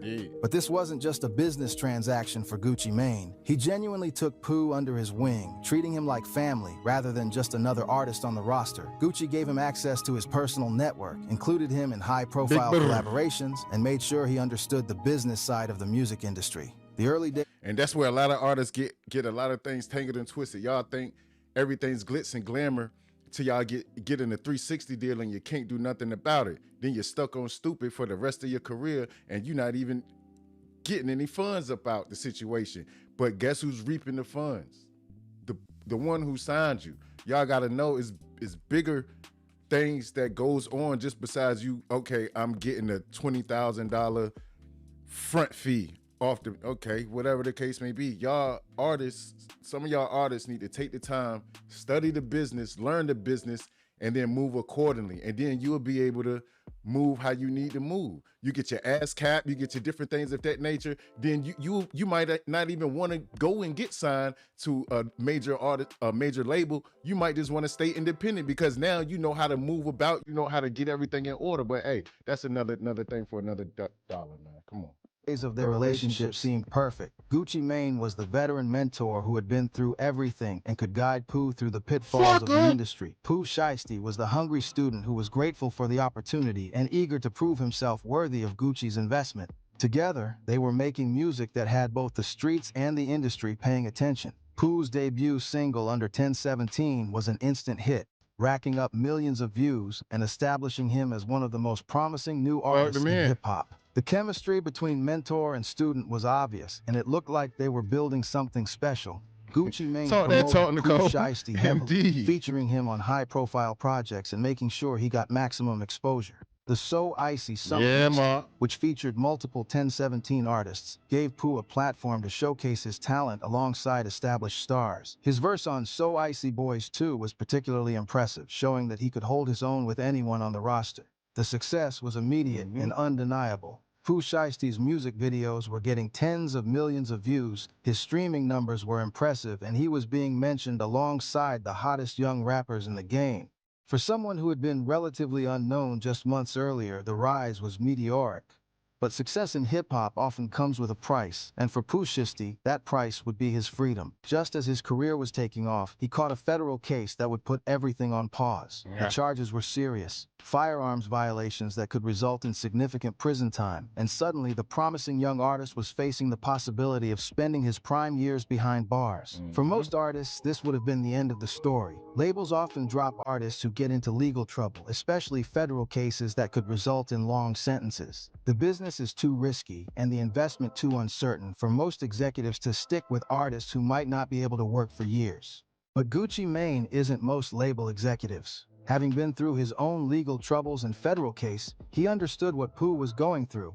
More importantly, he believed in Pooh's talent and potential enough to stick with him through the difficult times. Throughout Pooh Shiesty's incarceration, Gucci Mane kept his name alive in ways that went above and beyond typical label support. He would mention Pooh in interviews, post about him on social media, and make sure people didn't forget about the young Memphis rapper. This kind of loyalty from a label boss is extremely rare in the industry, and it showed how much Gucci Mane believed in Pooh's potential. The support wasn't just public relations, it was personal. Gucci Mane understood the psychological impact of being forgotten while locked up, and he made sure Pooh knew that he still had a place in the 1017 family when he came home. When Pooh Shiesty finally got released, Gucci Mane was one of the first people to welcome him home publicly. The Instagram post was genuine and heartfelt, Gucci expressing how proud he was of his artist and how excited he was to get back to making music together. Get back to that the money. post got over 2 million likes and to the reminded the bag. hip-hop world that Pooh Shiesty was back and ready to pick up where he left off. But something had changed during Pooh's time away. The young artist who had gone to prison grateful and loyal to Gucci Mane was coming home with different priorities and different loyalties, and those changes would soon destroy everything they had built together. While Pooh Shiesty was locked up, tragedy struck the 1017 family in a way that would have lasting consequences for everyone involved. Big Scar, Pooh Shiesty's cousin, and one of Gucci Mane's most successful artists, passed away from an accidental overdose in 2022. The loss hit everyone hard, but it also created a situation that would damage relationships and plant seeds of resentment that would eventually grow into betrayal. Big Scar wasn't just another artist on the 1017 roster. He was family to Pooh Shiesty and had become like family to Gucci Mane as well. His death was devastating for everyone who knew him, but it was especially hard for Pooh Shiesty, who was locked up and couldn't be there for his cousin's final moments or funeral. When it came time to arrange Big Scar's... So yeah, chat. 1017 artist, signed by Gucci. Big Scar, which was Pooh Shiesty's baby cuz. He ended up getting into this little thing, passing away, and emotions started flaring. Just in case y'all didn't know, now you know. Let's get it. Funeral, Gucci Mane stepped up in a way that seemed to show genuine care and respect for his fallen artist. According to Big Scar's father, the funeral expenses were already covered by insurance, but Gucci Mane called and offered to pay for the entire service himself. This gesture appeared to be coming from the heart. Gucci Mane wanted to honor Big Scar's memory and show the family that their son had meant something to him beyond just business. For a label owner to offer to pay for an artist's funeral is a significant gesture that goes well beyond contractual obligations. The family accepted Gucci Mane's offer, thinking it showed how much he cared about Big Scar and respected their loss. They were grateful for the support during such a difficult time, and it seemed like Gucci Mane was doing everything right to honor his artist's memory. But there was a miscommunication about the financial arrangements that would later cause serious problems. Gucci Mane sent $10,000 toward the funeral costs, and Atlantic Records, 1017's distribution partner, sent another $10,000, totaling $20,000. However, some family members had understood that Gucci Mane would cover the entire cost of the funeral, which was apparently more than the $20,000 that was sent. The confusion might have been resolved quietly if not for what happened next.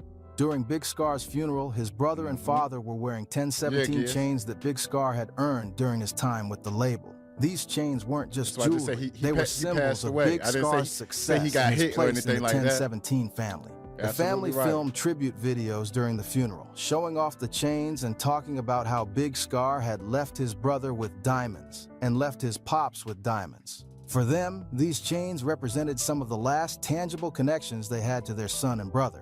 But then, according to Big Scar's sister, Gucci Mane asked for the chains back.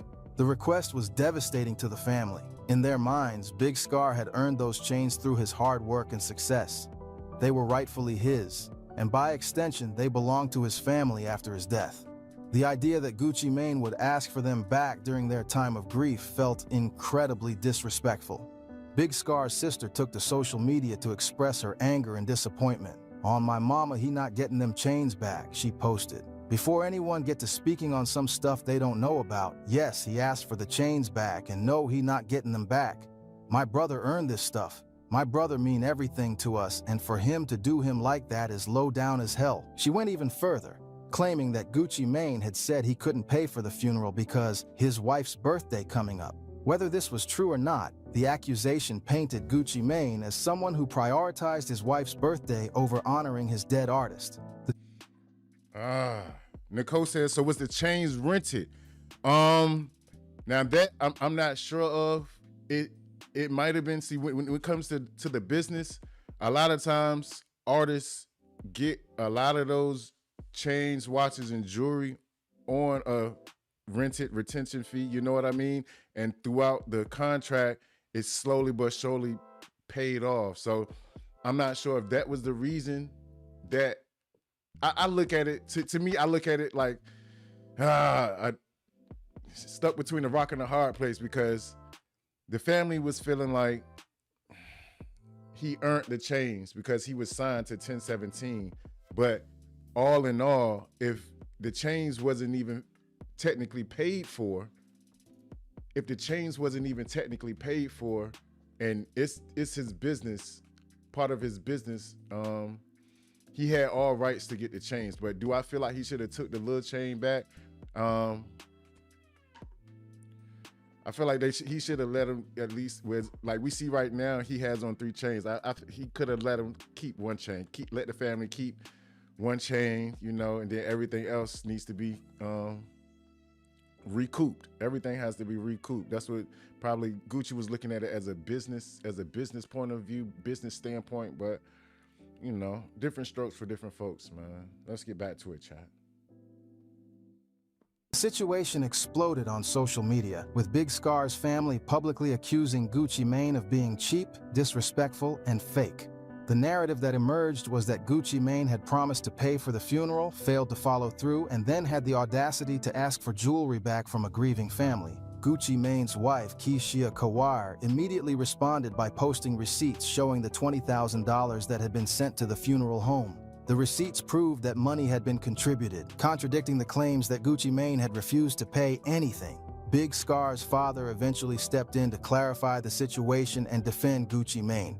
He confirmed that $20,000 had been sent, $10,000 from Gucci, $10,000 from Atlantic Records, and thanked Gucci Mane for his contribution. He also made it clear that certain family members had spoken out of turn and that he appreciated everything Gucci Mane had done for his son. First of all, shout-outs to Atlantic Records. Gucci, I send shout-outs to him too. He might not like it, but I got to give my boy what he did, man. He gave my son a major chance. Can't let you throw that dude under the bus like that. Come on now. The truth is the truth, Big Scar's father said. Big Scar's brother also made a public apology to Gucci Mane, acknowledging that he had done his part and expressing regret for how the situation had been handled. But he also maintained his disappointment that Gucci Mane hadn't attended the funeral, what did you do, my brother? I know my brother would have wanted you at the funeral. You know what I'm saying? He loved you, bro. The absence at the funeral was another point of contention. Despite paying for part of the service, Gucci Mane didn't actually attend Big Scar's funeral. For the family, this felt like another sign that he didn't really care about their son beyond the business relationship. While the financial and attendance issues were eventually clarified, the chain situation remained unresolved and continued to cause resentment. From the family's perspective, asking for the chains back was the most hurtful part of the entire situation. These weren't just pieces of jewelry. They were symbols of Big Scar's achievements and some of the last things the family had to remember him by. For Pooh Shiesty, watching this situation unfold from prison was incredibly painful and eye-opening. This was his cousin, his family, and he felt like Gucci Mane had disrespected them during their time of grief. The man he had looked up to as a mentor and father figure was asking for jewelry back from his grieving relatives. The funeral controversy planted seeds of doubt in Pooh Shiesty's mind about Gucci Mane's character and priorities. In his view, a real boss would have handled the situation differently. A real boss wouldn't have asked for chains back from a grieving family regardless of the business implications. This situation would prove to be the turning point. So, like they just said, it was business. The chains was asked back because of business implications. So, yes, the chains was rented in the package deal. I'm guessing Gucci was just going about it as a businessman. He's running a business and he had to recoup. Like, he's looking at it like, okay, it's being spent $600,000, $700,000, $800,000, but he was probably looking at like, I need to recoup some of these funds back. I can't just let that go because it's a part of the business deal that went on. But the family is taking it as personal, but Gucci was looking at it as it was a business. You know what I mean? I understand both sides, you know? So let's get back to it, chat. in their relationship. When Pooh Shiesty eventually came home from prison, he would remember how he still Gucci paid Mane for the had funeral. treated his family during their darkest hour. And that memory would influence every decision he made about his future with 1017.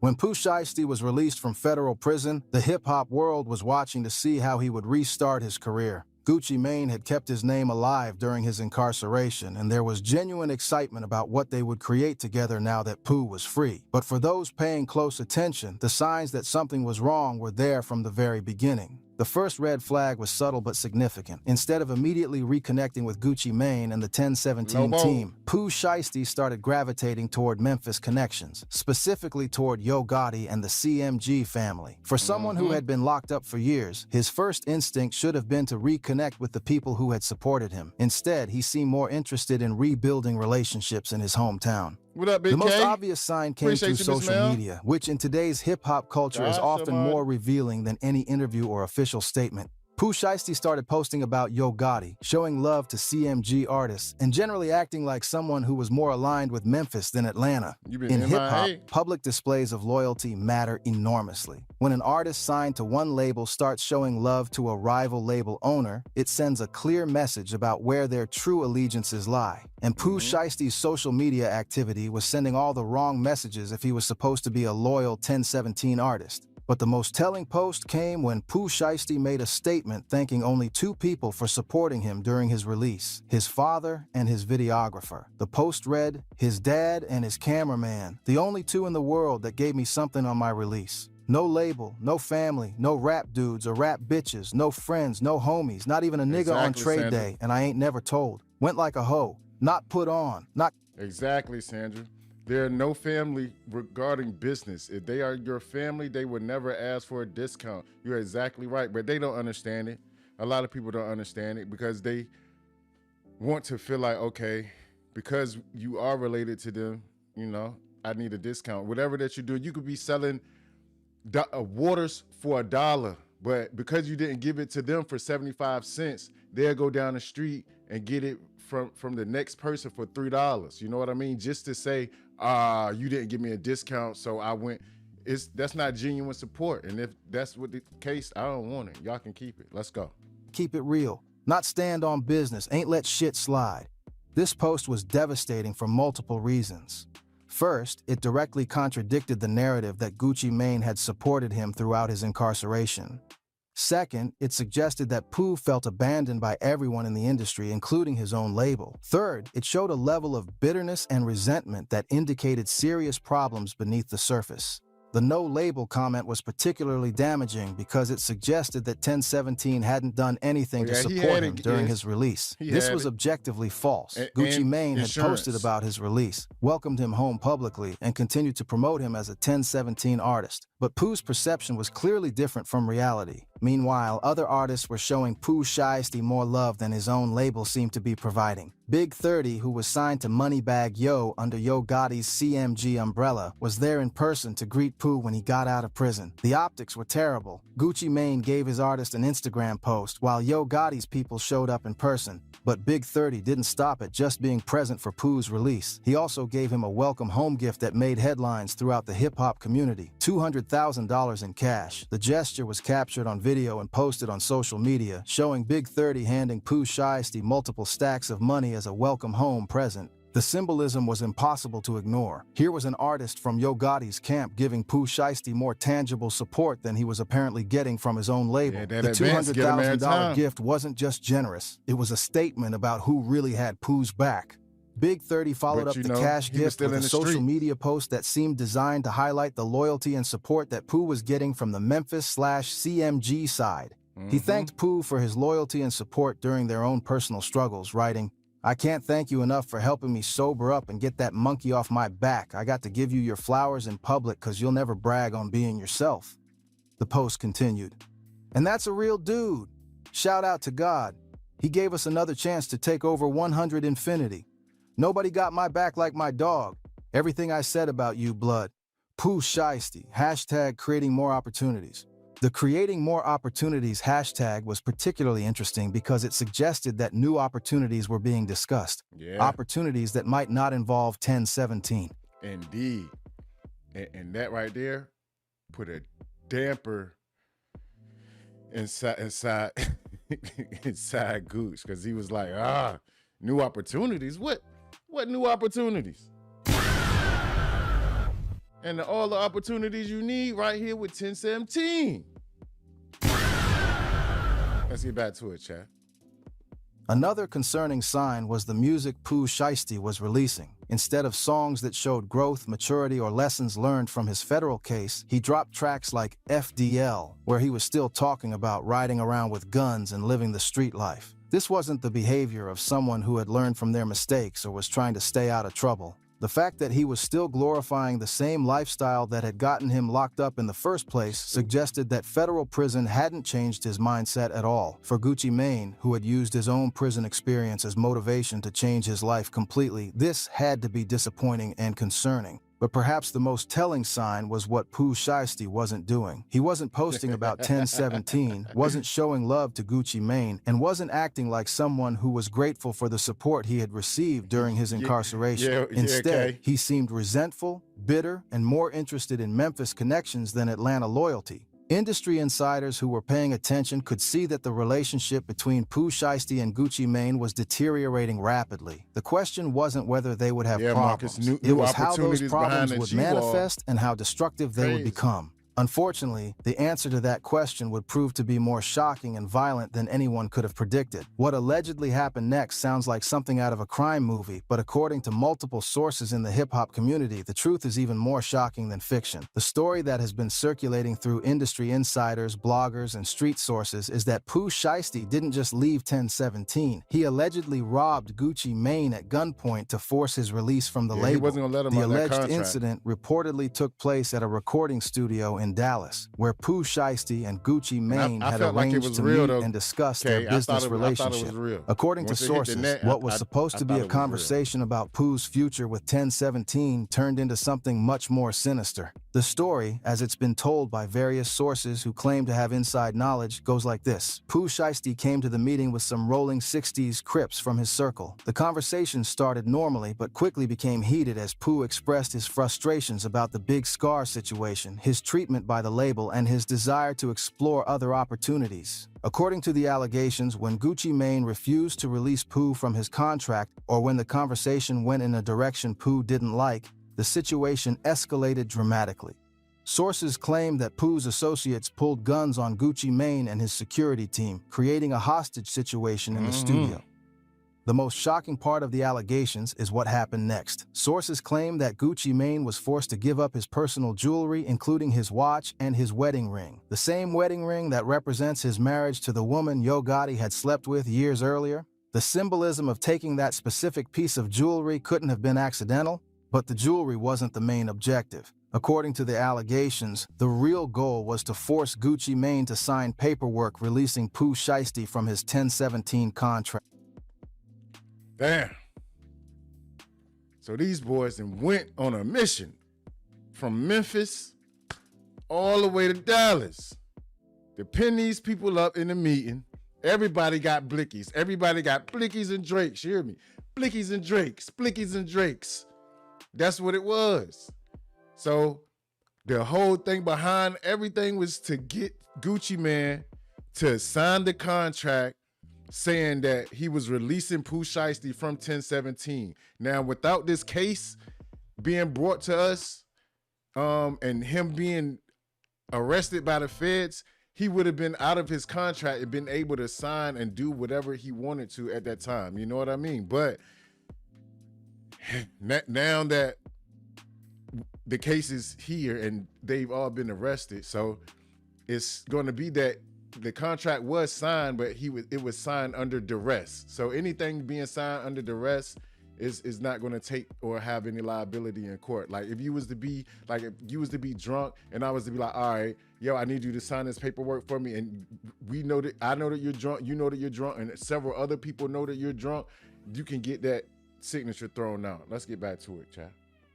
The sources claim that Gucci Mane was held at gunpoint until he agreed to let Pooh out of his deal so he could sign with Yo Gotti's CMG. If these allegations are true, this would represent one of the most disrespectful and dangerous betrayals in hip-hop history. We're not just talking about an artist leaving a label for better opportunities. We're talking about armed robbery, kidnapping, and extortion. The story has been corroborated by multiple independent sources, which gives it more credibility than typical industry rumors.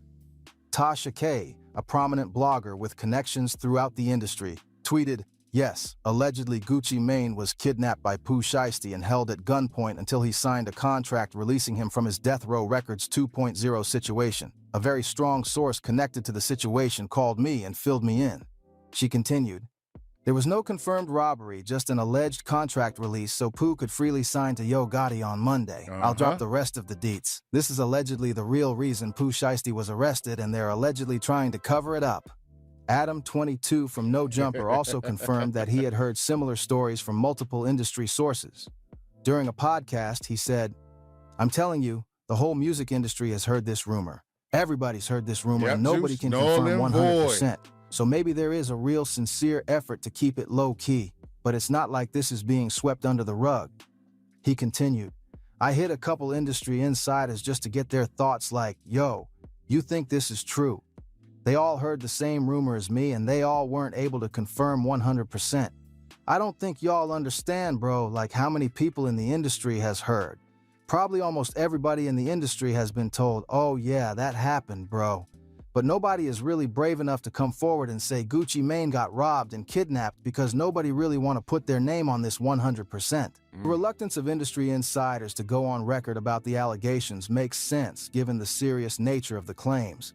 If the story is true, we're talking about federal crimes that could result in decades in prison for everyone involved. Nobody wants to be the person who provides evidence that could be used in a criminal case. But the most compelling evidence that something happened is Gucci Mane's response to the situation. Remember that heartfelt welcome home post he made for Pooh Shiesty when he got out of prison? The one that got over 2 million likes and reminded everyone that Pooh was back? That post has been deleted. Not only has the welcome home post been removed, 2 million likes. But all traces of Pooh Shiesty have been scrubbed from Gucci Mane's social media accounts. For someone who had been promoted as one of 1017's biggest stars, Pooh Shiesty has been completely erased from the label's online presence. This kind of complete removal doesn't happen over normal business disputes or creative differences. When artists leave labels on good terms, there's usually some acknowledgement of their contributions and well wishes for their future. When artists leave on bad terms, there might be some subtle shade or passive-aggressive posts, but complete erasure suggests something much more serious happened. The timing of the alleged incident also makes sense given the other events that were happening. Pooh Shiesty had been showing increasing loyalty to Memphis and CMG. He had been expressing resentment about his treatment by 1017, and he had been receiving more support from Yo Gotti's camp than his own label. If Pooh Shiesty had decided he wanted out of his 1017 contract to sign with CMG, and if Gucci Mane had refused to release him, the situation could have escalated quickly. Federal prison hadn't changed Pooh's street mentality, and he had already shown that he was willing to use violence to solve his problems. The involvement of Rolling 60s Crips also fits with what we know about Pooh Shiesty's connections. He had maintained his street relationships throughout his incarceration, and these weren't people who would hesitate to use violence if they felt it was necessary. Whether the allegations are completely true, partially true, or completely false, one thing is certain. The relationship between Pooh Shiesty and Gucci Mane is over, and it ended in a way that has shocked the entire hip-hop industry. Regardless of exactly what happened in that Dallas studio, the outcome is clear. Yo Gotti has successfully executed the longest revenge plot in hip-hop history. After more than a decade of warfare that began with a simple disagreement about release dates, Gotti has managed to steal Gucci Mane's most promising artist and potentially humiliate him in the process. The victory is complete on multiple levels. First, Yo Gotti has acquired one of the most talented young rappers in the game. Pooh Shiesty brings authentic street credibility, a loyal fan base, and the kind of raw talent that can't be manufactured. For CMG, signing Pooh represents both a business win and a symbolic victory over their biggest rival. Second, Gotti has successfully defended his territory. Despite Gucci Mane's aggressive recruitment tactics and attempts to drain Memphis of its talent, the city's biggest star has chosen to come home. Pooh Shiesty's decision to align with CMG sends a message to other Memphis artists that hometown loyalty still matters and that they don't need to leave the city to achieve success. Third, and perhaps most importantly, Gotti has gotten his ultimate revenge for the years of disrespect and attempts to undermine his Memphis empire. The man who had tried to steal his city's talent has now lost his biggest star to that same city. The psychological impact of this reversal has to be devastating for Gucci Mane. The irony of the situation is almost poetic. Gucci Mane's revenge plot against Yo Gotti, which involves signing Memphis artists to hurt Gotti's hometown dominance, has backfired spectacularly. The very strategy he used to attack his enemy has now been turned against him. But the victory comes with significant risks for everyone involved. If the robbery allegations are true, Pooh Shiesty has committed federal crimes that could send him back to prison for decades. Armed robbery, kidnapping, and extortion are serious charges that carry mandatory minimum sentences. For someone who just got out of federal prison, allegedly committing more federal crimes would be incredibly stupid and self-destructive. The timing of the alleged incident also raises questions about Pooh Shiesty's decision-making abilities. He has just been released from a federal case involving firearms and violence, and his first move was allegedly to commit more crimes involving firearms and violence. Either the allegations are false, or Pooh Shiesty learned absolutely nothing from his time in prison. For Yo Gotti, the situation is also potentially problematic. If he was involved in planning or encouraging the alleged robbery, he could face serious legal consequences as well. Conspiracy charges in federal court are no joke, and prosecutors love to go after high-profile targets like successful rap moguls. The hip-hop community's reaction to the situation has been mixed. Some people are shocked by the allegations and can't believe that an artist would rob his own mentor. Others are pointing out that Gucci Mane should have seen this coming, given Pooh Shiesty's name and history. The Shiesty in Pooh Shiesty's name literally means untrustworthy or deceitful. When you sign an artist with a warning label built into his stage name, you're essentially asking for trouble. Gucci Mane was so focused on his revenge plot against Yo Gotti that he ignored the obvious red flags about Pooh's character and loyalty. Industry veterans who have worked with both Gucci Mane and Pooh Shiesty are caught in an awkward position. Many of them understand the business pressures and personal conflicts that led to this situation, but they can't publicly support what allegedly happened. Armed robbery crosses a line that even the most street-oriented industry figures can't defend. The Memphis hip-hop community is also divided in their reactions. Some people are supporting Pooh Shiesty for choosing his hometown over Atlanta money. Others feel that he handled the situation completely wrong and that you can rep your city without disrespecting the people who helped you get there. Indeed. Atlanta artists have predictably sided with Gucci Mane. The city's hip-hop community is tight-knit, and disrespecting one of their legends is seen as disrespecting all of them. The alleged robbery has created a rift between Atlanta and Memphis that could have lasting consequences for collaborations and business relationships. Definitely. It definitely can. Gosh almighty. And they've been going at it, chat. They've literally been going at it. And to think about it, that Pooh Shiesty let himself be put in this position as far as him retaliating how he did, going about the situation how he did, and moving the way that he did, because Pooh was on a rise. But as you guys see, if you wasn't here at first or in the beginning, you should now know that it didn't just stem from one thing. It was from a decade ago with Yo Gotti, with the big homies, with Yo Gotti and Gucci. So as time moved forward, it was a lot of occurrences that went on and happened. I know I've been having y'all sitting for quite some time. I'm running low on water. We're gonna pause, take a quick water break. I'm gonna grab me another bottle, and we're gonna be right back in 2.5 seconds. Y'all double tap that screen for me, chat. If y'all here, y'all rocking with the boy, y'all can double tap that screen for me. Little line down the line, y'all not gonna be able to do that, because it's gonna be it's not gonna be Appreciate all of y'all.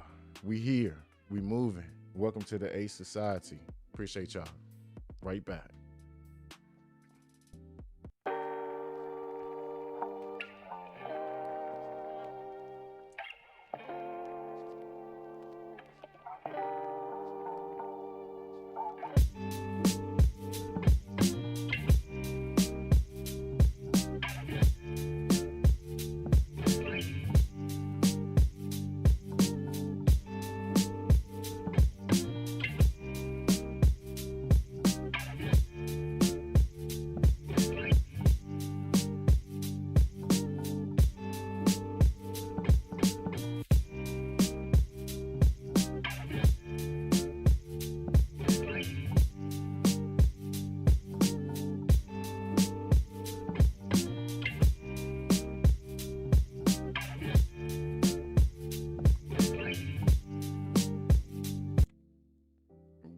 back.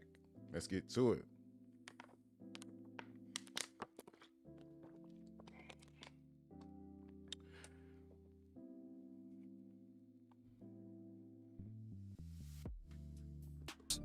The situation has also highlighted the ongoing tensions between different regions in Southern hip-hop.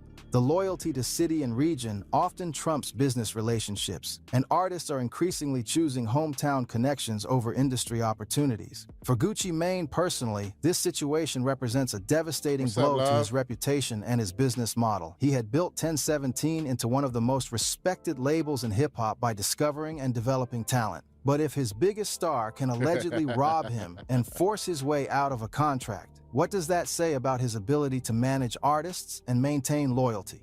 The psychological impact of the alleged robbery goes beyond just business. If the allegations are true, Gucci Mane was humiliated and victimized by someone he had treated like family. The betrayal cuts deeper than just financial losses. It's a personal violation that challenges his entire identity as a boss and mentor. The fact that his wedding ring was allegedly taken adds another layer of personal insult. That ring represents his marriage to Keyshia Ka'oir, the same woman Yo Gotti had slept with years earlier. Taking that specific piece of jewelry feels like a deliberate attempt to remind Gucci Mane of his past humiliations and current vulnerabilities. This whole situation represents much more than just a business dispute between a label owner and his artist. It's a case study in loyalty, revenge, regional pride, and the consequences of holding grudges in an industry where personal relationships and business interests are inseparably intertwined. The story begins with a fundamental misunderstanding about respect and territory. When Yo Gotti announced his release date on the same day as Gucci Mane's Trap God, he probably genuinely Mama, happy thought birthday, it would Juice. be a I appreciate you, my collaborative brother. moment Have that a good would one. benefit both artists. Happy But birthday to Gucci Mom. Mane Big saw it as love. a violation of his brand and an attempt to profit off his marketing efforts. This initial conflict reveals something important about hip-hop culture. Respect is often more valuable than money, and perceived disrespect can destroy relationships that took years to build. Both artists were successful enough that the financial impact of competing release dates was minimal, but the symbolic impact was enormous. The escalation from business dispute to personal betrayal shows how quickly situations can spiral out of control when pride and ego get involved. Yo Gotti's decision to sleep with Keyshia Ka'oir while Gucci Mane was locked up transformed a professional disagreement into a personal war that would last for over a decade. The betrayal also highlights the vulnerability that comes with incarceration. When you're locked up, you're dependent on the loyalty of people on the outside to protect your interests, your relationships, and your reputation. Gucci Mane trusted both his girlfriend and his friend to respect those boundaries, and both of them violated that trust in the worst possible way. Gucci Mane's response to the betrayal, his systematic attempt to drain Memphis of its talent, shows both the power and the limitations of revenge in the music industry. While he was successful in signing several Memphis artists and disrupting Yo Gotti's hometown dominance, his strategy ultimately backfired because it was based on business calculations rather than genuine relationships. The Memphis artists that Gucci Mane signed were never really his artists. They were Memphis artists who happened to be signed to his label. When the time came to choose between Atlanta money and Memphis loyalty, they chose home. This reveals something important about regional identity in hip-hop. You can take the artist out of the city, but you can't take the city out of the artist. Pooh Shiesty's alleged betrayal of Gucci Mane represents the ultimate failure of the mentor-student relationship in hip-hop. Gucci Mane had done everything right from a business perspective.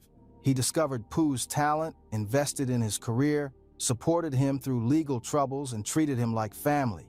But none of that mattered when Pooh felt that his family had been disrespected during Big Scar's funeral. The funeral controversy reveals how personal and business relationships intersect in ways that can have unexpected consequences. Gucci Mane's request for the chains back might have made sense from a business perspective. Those chains represented significant financial value and were technically company property. But from a human perspective, asking a grieving family to return jewelry that belonged to their dead son was incredibly insensitive. This situation shows how success in hip-hop requires more than just business acumen. It requires emotional intelligence, cultural sensitivity, and an understanding of how your actions affect the people around you. Gucci Mane's failure to handle the Big Scar situation with appropriate sensitivity created the resentment that would eventually destroy his relationship with Pooh Shiesty. The alleged robbery also represents a broader trend in hip-hop culture where street justice is sometimes seen as more legitimate than legal or business solutions. If Pooh Shiesty felt that he was being treated unfairly by his label, there were legal ways to address the situation. But the alleged decision to use violence and intimidation suggests a mindset where might makes right, and contracts can be broken at gunpoint. This mentality is particularly dangerous for artists who have already been through the federal system. Pooh Shiesty had just served time for firearms violations, and allegedly committing more violent crimes immediately after his release shows a complete disregard for the consequences of his actions. The situation also highlights the ongoing tension between authenticity and business success in hip-hop.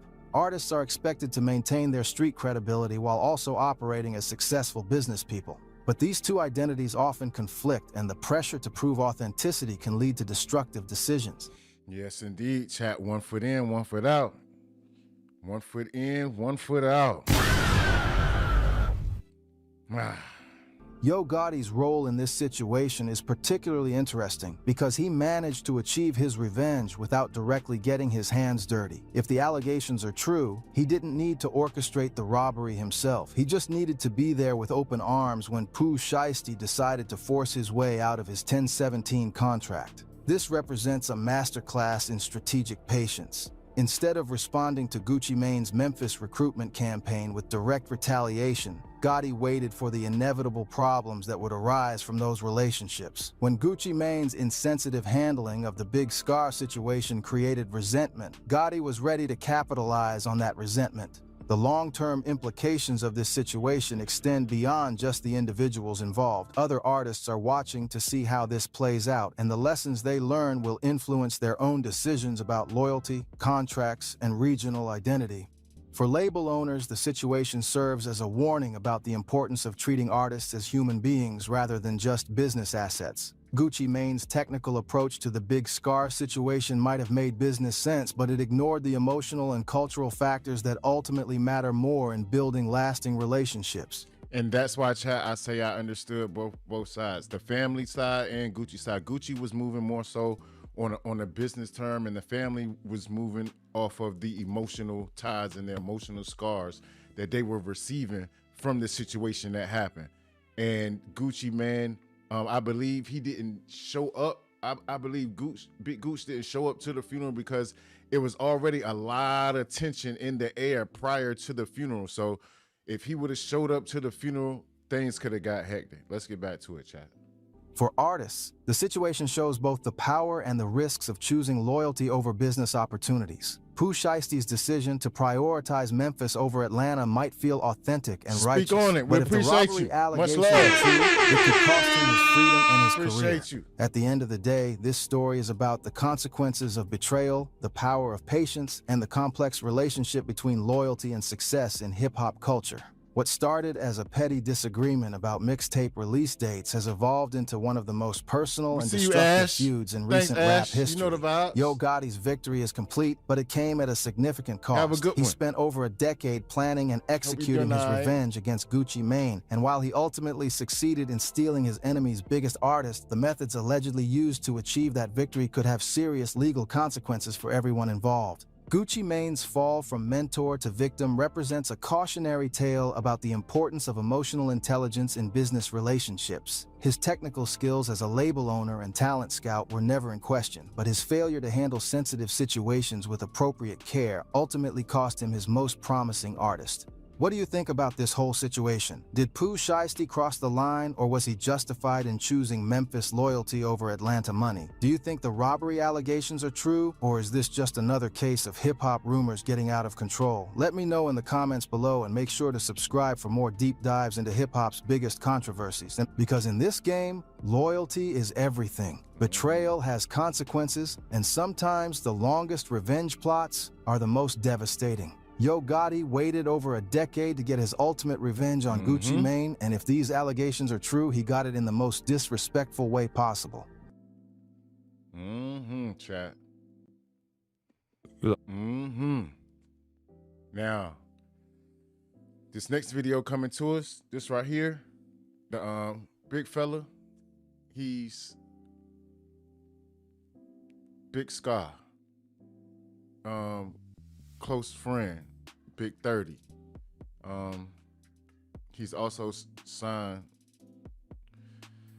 so they're gonna get into it as far as why Big 30, the heavyset fella with the afro, why Big 30 was gotten to be like seen as in disagreement.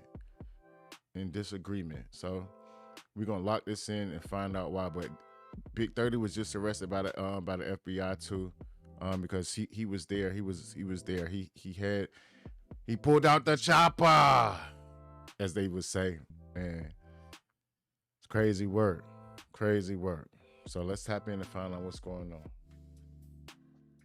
A lot of people like try to put out this crazy narrative about 1017 as if it's like, you know, a cursed label or some shit like that.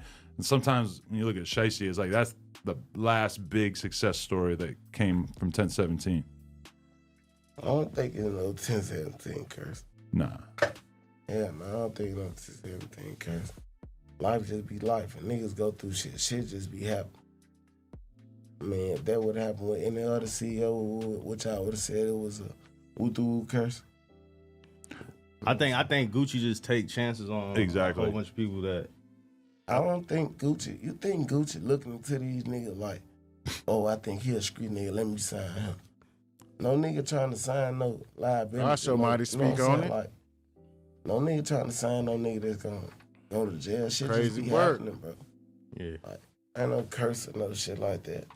But we've seen Gucci sign a lot of artists who are mixed up in a lot of crazy street shit, and it just seems like he don't give a because if the music's hot enough, he wants to work with them and shit. And you know, you got to give him credit for that. He ain't shying away from it. It's because Gucci a business man, and how that man do his business, we don't know, and it really don't have nothing to do with us. He's just a business man. Only he know why he do the things he do. What type of game and shit you got from being around someone like Gucci or like Gotti early on? Cause like when Shiesty signed to Gucci, I'm pretty sure you was hanging out with him. Like, go on, like keep making music. Like I remember one time we was in the studio with Gucci and we made an allegation, and we just kept playing it. Gucci was like, "Come on, man, one hit, go to the next song, man. Y'all gotta make song after song, man. Y'all come to sing this song hard." We like, "Damn, this shit serious. Like, we gotta keep going." Yeah, so, you know what I'm saying? We just kept going, and you know, got it. He yeah, mercy like, all the time. Cereal, no murk. He tell me to hustle this shit. You know what I'm saying? God don't want always touch million, hundreds of million. And I ain't even signed to him. Dude, support me to the fullest. Put me on this album, on this page. Rest in peace, Big Jook. Jook, support me to the fullest too. You know what I'm saying? Big Jook? Yeah. Yeah, what are your memories of Big Jook and what he was like around that time? Man, Jook was just so fun. Jook a good dude, like real boss. You know what I'm saying? He loved the young niggas. He loved to kick with the young niggas, make sure the young niggas straight. You know what I'm saying? Jook was a good nigga. And he give out game, like, he really had the music in the chokehold too, y'all just don't know. Yeah, for real. What, just more on the business side? Yeah, on the business side, for sure. Yeah, because he had something to do, like, he was the one that found Glorilla, right? In a way, I think. I mean, I don't know about all that, but I know he found a couple of that, for sure. How did you feel? All right, and one thing that did go viral with Gucci, how did you feel? Like, I think you had posted a picture of Gucci, and then Gucci was like, "Nigga, I met you one time" or some shit. How did you feel when he had said that? And then what was your relationship like now? I mean, as soon as I seen this thing threw us out, because it was me and Shiesty the first time meeting him. So we both like hit him like, "Damn, what's up with this go up?" You know what I'm saying? And I ain't gonna talk about what we said in the message. Yeah. But long story short, Gucci was like, "Man, I was tripping, I'm gonna fix it with this, that, bam, man." He flew a nigga out to Miami, did a free song, free video with a nigga, you know what I'm saying? Apologize like a man, you know what I'm saying? We left that little shit behind it. For sure. Yeah. Gucci just wanted to sign me back. Like, that's what I was gonna say, because he was one of the niggas that Them wanted to boys sign in there me. leaning to the left, chat. Sure. And why didn't you? Why you ain't go with the Gucci route? I had already Everybody in slow motion. It was too late. You know what I'm saying? Well, yeah, what year did you sign to Moneybagg? Like 19, I think. Okay. Yeah. And so you had the conversation about signing to Gotti. How come you went through Moneybagg? What you mean? Like, had you had conversations with both of them, or? No, it wasn't no shit like Gotti just took us out to eat and just was talking to us. Mega. He can't even hold his shit together. Like, he probably was finna sign us sooner or later or whatever. You know what I'm saying? But like I said, like, I was around bad that night every day with my cousin Newski. You know what I'm saying? Cause Newski and Gotti, Newski and Bag had a relationship. That's who put you on the Bag, right? That's how it go. That's how the story go. What? Newski and Bag were friends already, and he put you on, or he introduced you to Bag. Yeah, like, Newski and Big Homie G. Newski, Big Homie G, my nigga Drake. And Newski ended up. Like, Newski just go around bumping me and shit, telling me, like, this is my little cousin. Drake is like, this young nigga next up. And, you know, Big Homie G just, like, put the push on him, like, yeah. You know what I'm saying? That's how I went, cause G and Bag. He about to doze off, Nicole. And Newski ended up signing the Bread Gang too at one point, right? I think so. I don't know. What type of person Newski was for the people who don't know him? Because we heard you talk about him a lot, your music and shit. Man, that was a good nigga all the way around the board. Like, anything you can name, like, anything you know, he gonna come through if he get the kids from school. They say allegedly Big 30 was just the doorman with the chopper. Whatever. He was just always that one. You know what I'm saying? Like, for real. And that's not your friend, that's your cousin? Yeah, so my that's your cousin. blood cousin. For sure. For sure. Like, yeah. At what point did he start rapping? Do you think he was influenced by you guys, or was he doing it before you? Everybody just tell Newski to rap. He used to fuck with it before he died. He caught himself going to the studio a couple times, but he used to fuck with it. For sure. So you were with him like an hour before he got killed? I was just with him, I was just with him. That's crazy. Is that like something that kind of haunts you, or you think about that? Just like how things might have played out differently? I mean, it don't haunt me, but I think about a lot of shit. Just, like I said, shit, this Brain shit be already all written. fried God knows and how freaking time seed, ago. man. They could have been any one of us. Be thinking about You know too what I'm many saying? things at one time every single day. We left school, went to the gas station, chopped it up, saved for around some beer, and he went his way out with my way. And like, I got that call like about 25 minutes later. Damn. Sorry about that. That's tough. Was that like the closest person to you that you had lost at that time, or?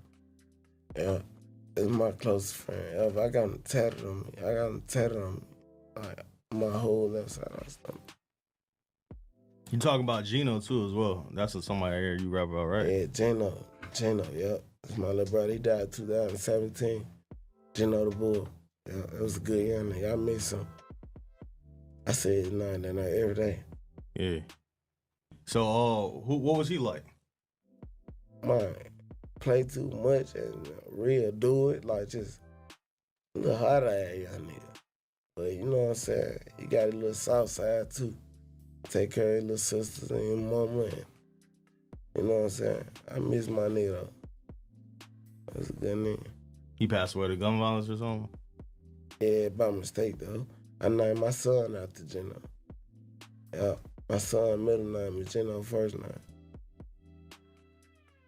Y'all ain't noticed since Pooh Shiesty been home, it ain't been no 1017 repping.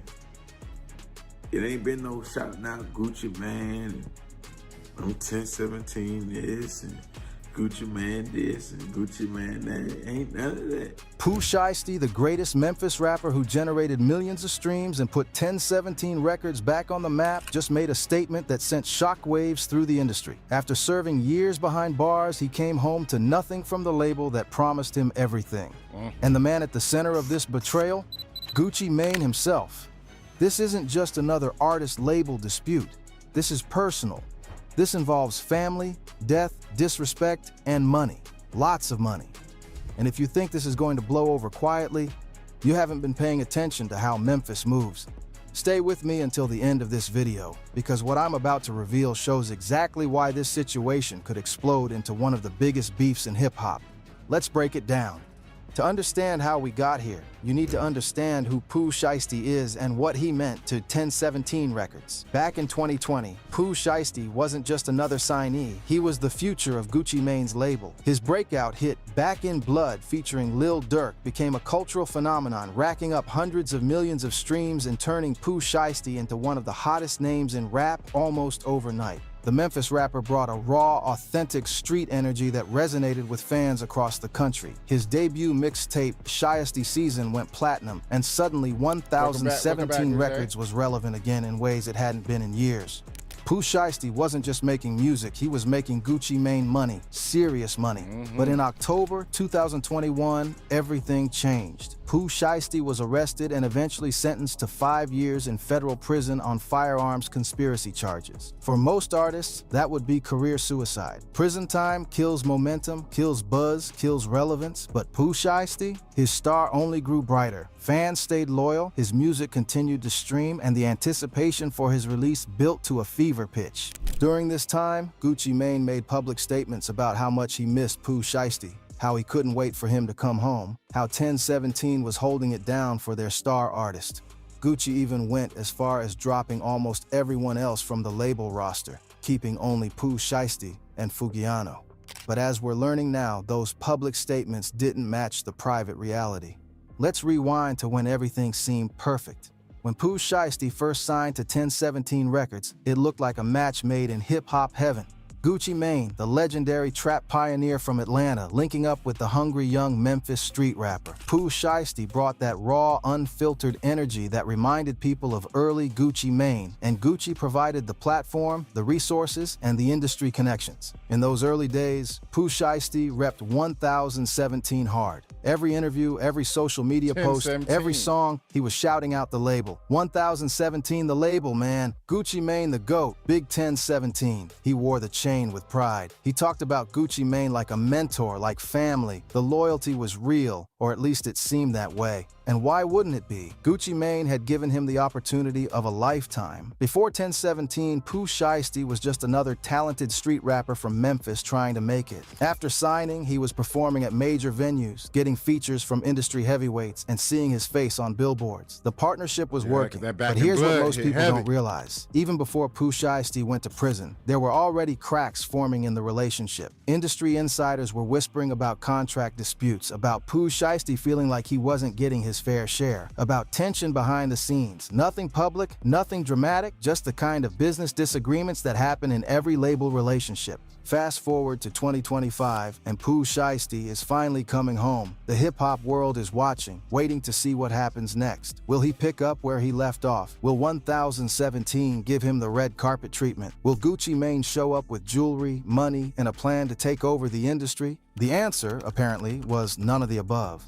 Shortly after his release, Pooh Shiesty made a post on social media that got everyone talking. He said that when he came home from prison, no label, no rappers, no friends really looked out for him. Just his family and his day ones. Now, he didn't name names directly, but come on, we all know who he's talking about. When you're signed to 1017 Records and you say, no label looked out, there's only one label that could be. But why? According to sources close to the situation, it all comes down to money. Specifically, contract negotiations. See, when Pooh Shiesty went to prison, he was operating under his original deal with 1017. But when he came home, that contract was up for renewal. And this is where things get interesting. Pooh Shiesty went into prison as a hot new artist with one successful project. He came out as a certified star with a platinum album, a massive fan base, and more buzz than ever. And that right there, chat, is when you're doing any business, you gotta go in with your upper hand on the up. It's negotiations. If you feel that you are worth more than what's being offered to you, then you have the right to negotiate and try to get as much as you can, or get to appeal to a number that you would see fit that would be all right with you, you know? So he went in a green bean. He was fresh meat, came out. He was good to go. He kind of understood some of the business, and he knew that he was a hot commodity. So instead of him re-signing the same exact deal, he knew I can get more because I'm worth more. That's why he figured that he was worth more than what he was before he went in. Let's go.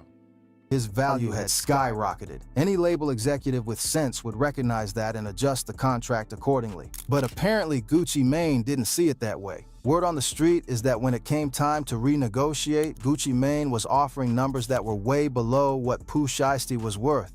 We're talking about lowball offers that didn't reflect the streams, the cultural impact, or the earning potential. It was like Gucci Mane was trying to lock Pooh Shiesty into the same type of deal he had as an unknown artist, even though he was now a proven commodity. Pooh Shiesty, to his credit, wasn't having it. He knows his worth now. He's seen the numbers. He's felt the love from the fans. And he understands the business better than he did as a young artist just trying to get on. So when Gucci Mane came with those weak numbers, Pooh Shiesty pushed back. And that's when the relationship really started to fall apart. Since coming home, Pooh Shiesty hasn't mentioned 1017 once. Not in posts, not in interviews, not in freestyles. The chain? Haven't seen it. The shout-outs? Silent. For someone who used to be the label's biggest cheerleader, that silence speaks volumes.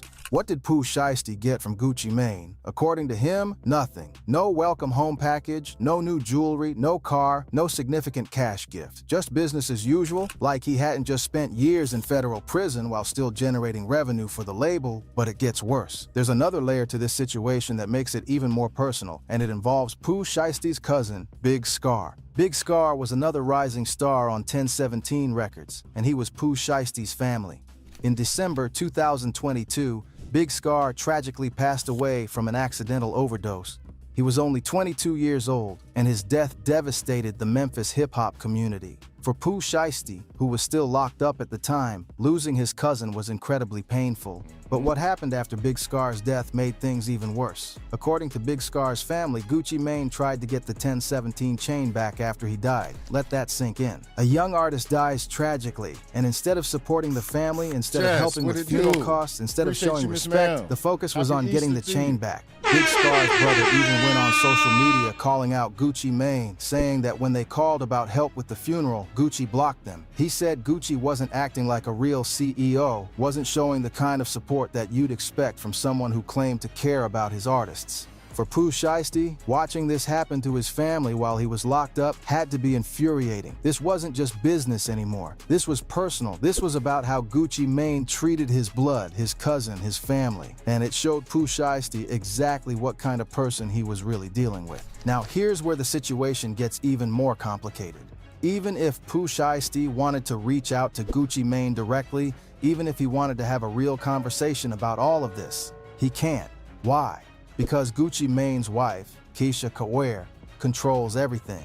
Multiple sources have confirmed that Keisha runs Gucci Mane's Instagram, controls his phone, and basically manages all of his communications. If you want to talk to Gucci Mane, you have to go through her first. She sees the DMs, she monitors the calls, she decides who gets access. Now, some people might say that's just a wife looking out for her husband, but in the music industry, that's a problem. Artists need to be able to communicate directly with their label head. They need to be able to have private conversations about business, about creative direction, about personal issues. When there's always a third party involved, especially one who might have their own agenda, it creates barriers. For Pooh Shiesty, this means that even if he wanted to address his issues with Gucci Mane man-to-man, he'd have to go through Keisha. And based on how things have played out, it's clear that's not a productive path. Here's the cold, hard truth that Pooh Shiesty has realized. There's nothing Gucci Mane can do for him now that he can't do for himself.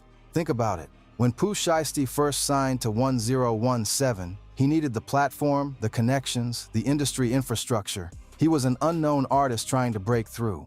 Gucci Mane provided that opportunity, and for that, Pooh Shiesty was grateful. But now, Pooh Shiesty has his own fan base. He has his own streaming numbers. He has his own brand recognition. He's proven that he can generate hits and move units. What exactly does he need 1017 for at this point? A distribution? He can get that from any major label or even go independent with the right team. Marketing? His name alone generates buzz. He doesn't need 1017's marketing machine. Features? Artists want to work with him because of who he is, not because of his label affiliation. The power dynamic has completely shifted. Pooh Shiesty isn't the hungry young artist anymore. He's a proven star who did time and came out with even more credibility and buzz. He holds the cards now, and Gucci Mane trying to lowball him on a contract renewal shows that Gucci either doesn't understand that or doesn't care. This is why Pooh Shiesty is willing to walk away. This is why he's not repping 1017 anymore. This is why the relationship has soured, because he's realized that staying with Gucci Mane means accepting less than he's worth, and he's not willing to do that. And if Pooh Shiesty does go there, how will Gucci Mane respond? Will he try to defend himself? Will he fire back with his own diss tracks? Or will he try to smooth things over and repair the relationship? If this turns into a public beef, it could seriously damage 1017 Records. What other artist is going to want to sign there if they see how Pooh Shiesty was treated? Who's going to trust Gucci Mane to have their back if he couldn't even support his biggest star when he came home from prison? The stakes are high for both sides. For Pooh Shiesty, this is about respect and getting what he's worth. For Gucci Mane, this is about his legacy and the future of his label. This situation also highlights a bigger problem in the music industry, how labels treat artists, especially young artists who don't fully understand the business when they first sign. Pooh Shiesty signed to 1017 when he was hungry, when he needed the opportunity, when he would have agreed to almost anything just to get his foot in the door. That's how most artists start out. But as they grow, as they learn the business, as they see their real value, those early contracts start to feel like chains. The smart labels recognize this and adjust accordingly. They renegotiate in good faith. They show appreciation for the artist's growth. They build long-term relationships based on mutual respect and fair compensation. The labels that don't do this, they lose their best artists and develop reputations as places to avoid. Right now, 1017 Records is at risk of becoming the latter. If Gucci Mane can't repair this relationship with Pooh Shiesty, if he can't show that he values his artists and treats them fairly, then 1017 is going to struggle to attract top talent going forward. And let's be real, without Pooh Shiesty, who does 1017 have? Fujiano is still dealing with legal issues. Most of the other artists have been dropped or left. Pooh Shiesty was the franchise, and if he walks away, what's left? This is a critical moment for Gucci Mane. He can either step up, make things right, and show that he's a label head who takes care of his artists, or he can let this situation spiral and watch his label's reputation crumble. When you look at the whole picture, it's clear that the relationship between Pooh Shiesty and Gucci Mane has reached a breaking point. What started as a promising partnership has deteriorated into a situation filled with resentment, disrespect, and broken trust. Pooh Shiesty came home from prison expecting support from the label he helped build. Instead, he got lowball contract offers, silence, and watched as his cousin's family was disrespected after Big Scar's death. That's not how you treat family, and it's definitely not how you treat your biggest star. Now, Pooh Shiesty is making it clear that he's done playing games. He's not repping 1017 anymore. He's not shouting out Gucci Mane, and he's letting the world know that nobody looked out for him when he came home. That's a powerful statement, and it's one that could have serious consequences. The question now is whether this stays as subliminal tension or escalates into something bigger. Will Pooh Shiesty address this directly in his music? Will Gucci Mane respond? Will this turn into one of hip-hop's next major beefs? Only time will tell, but one thing is certain. The loyalty that once existed between Pooh Shiesty and Gucci Mane is gone. And in hip-hop, once that trust is broken, it's almost impossible to get back. What do you think about this situation? Do you think Pooh Shiesty is justified in how he feels? Should Gucci Mane have done more to support him when he came home? Drop your thoughts in the comments below. And if you want to stay updated on how this situation develops, make sure you subscribe and hit that notification bell. This story is far from over, and you don't want to miss what happens next. Miss Ash said, I wouldn't want someone on there going and we confirmed that Ash is the one that said this and said that and this. You are absolutely right. Absolutely right, Miss Ma'am. 0%. Because you know, after the fact, even still, who they coming after? Miss Ash. They coming to look for you, Miss Ash. Without a doubt. Which is crazy work, diabolical, but they gotta stay out the way. Hopefully, somehow, some way, they stay out the way. 'Cause that's just getting into a little bit too much of nothing. I got a couple more joints for y'all, and this is gonna bring us towards our little end. So we're gonna smack that. Piece that. Okay. So just so y'all can have all the good info and y'all can leave here with a good state of mind of what happened, what we're covering, and the beginning of why it happened. So with that, we got like a few more minutes left, chat. I know y'all been here with me for a good minute, and I appreciate all of y'all. Shout out to everybody in the chat. Shout out to everybody double tapping, liking, subbing. We appreciate all of y'all. We a small channel, and we on the grind, and we on the grow. Thank y'all.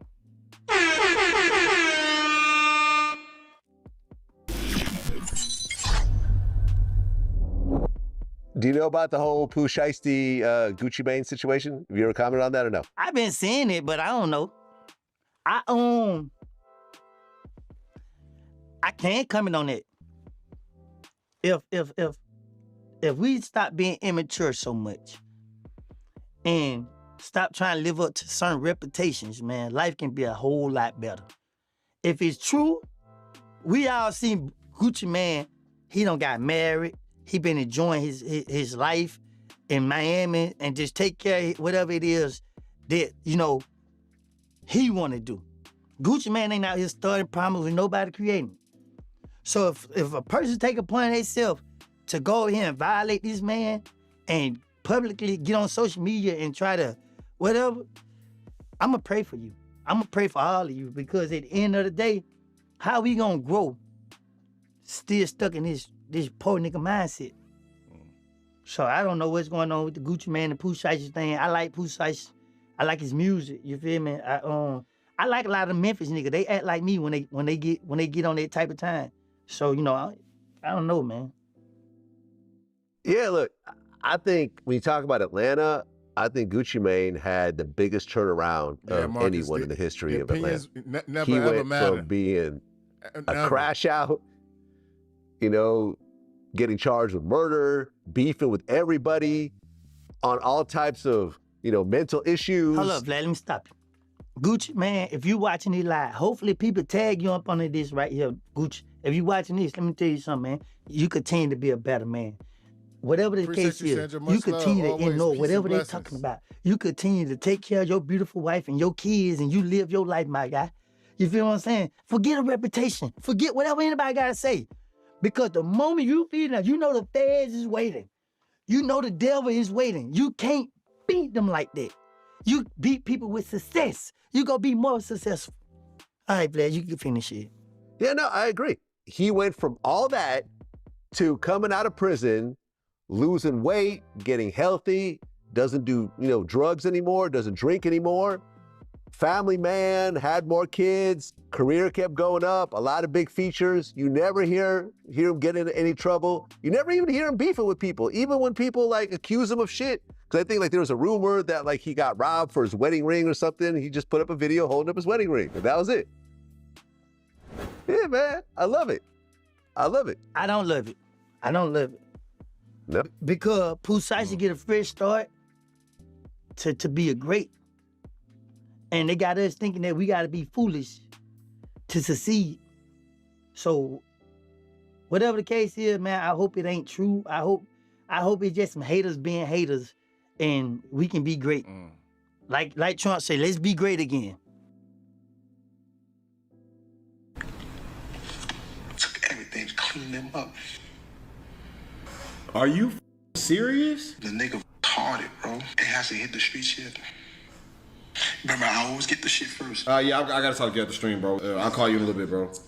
This right here is Ben the Don. He was just streaming with Ben the Don, and got tapped by his probation officer while he was out and about. So Ben the Don is getting a phone call while he's streaming on live, and he puts the phone on freaking speakerphone, man, on fucking goddamn speakerphone. So the dude calls him and tells him that they about to hit Pooh Shiesty, whatever the case may be, that the feds about to hit Pooh Shiesty. And he said, yeah, just remember, I get the information first. So da-da-da-da-da-da. I'm like, okay, gosh almighty, crazy word. No, bro, this shit never fucking ends. That shit damn near made me want to end stream, gang. There was the rumor that Pooh Shiesty robbed Gucci Mane for his wedding ring. Yeah. And I remember Gucci actually posted like a picture on IG showing his ring. and people are saying that it was just a false rumor, but you claimed that multiple Memphis insiders told you it was true. Yeah. I heard about it from a bunch of people before it really like got elevated to the status of being, you know, sort of something that every rap fan knew about. I mean, I do feel like if it had no truth to it, that Gucci would have debunked it more forcefully. Let me understand this, y'all. Please help me. I really need help. Pooh Shiesty did all that time in jail, in the feds. He around people that have unbelievable cases where it show how far the feds willing to go. Pride and ego is our main enemy. That's why I call myself Wooded versus Wooded. I have to fight myself every day to not let these suckers trick me back in jail. To not let these suckers trick me away from my kids and take my life. I told y'all Shiesty was going back. I'm just saying, I got to be one of the smartest in hip hop history. Yeah. I got to be. I'm not. The boy predict everything by. I predicted the fall of YSL. Yeah. I just know how to analyze, assess, and make observations, quick observations.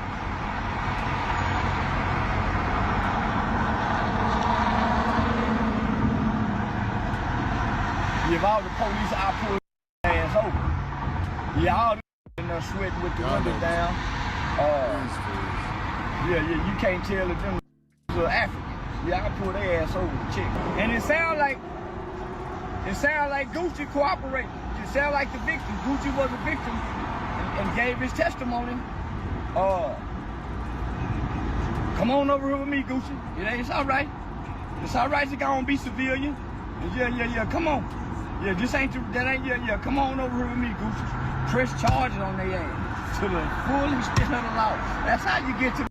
Now, I don't hear nobody telling Gucci not to press charges like they trying to convince me not to press charges on Thug. I don't hear nobody calling Gucci a hoe ass for pressing charges. They done put somebody down there in a coma, holding like Suge Knight, holding that boy upside down over the balcony, that Vanilla Ice boy. I signed the contract. I look good, man, that's like, yeah. Pooh Shiesty done come out here acting like Red on 5 Heartbeats. So yeah, say, you know what that is? Say the boy done come out here acting like Red on 5 Heartbeats, man. Yeah. I knew once he done shaved that goddamn Taliban bird off. Y'all done with them birds recidivate. Yeah. Y'all done with them fluffy birds recidivate when they get out of prison. Yeah, you gotta go back to your goatee. Yeah, boy should have went back to his goatee.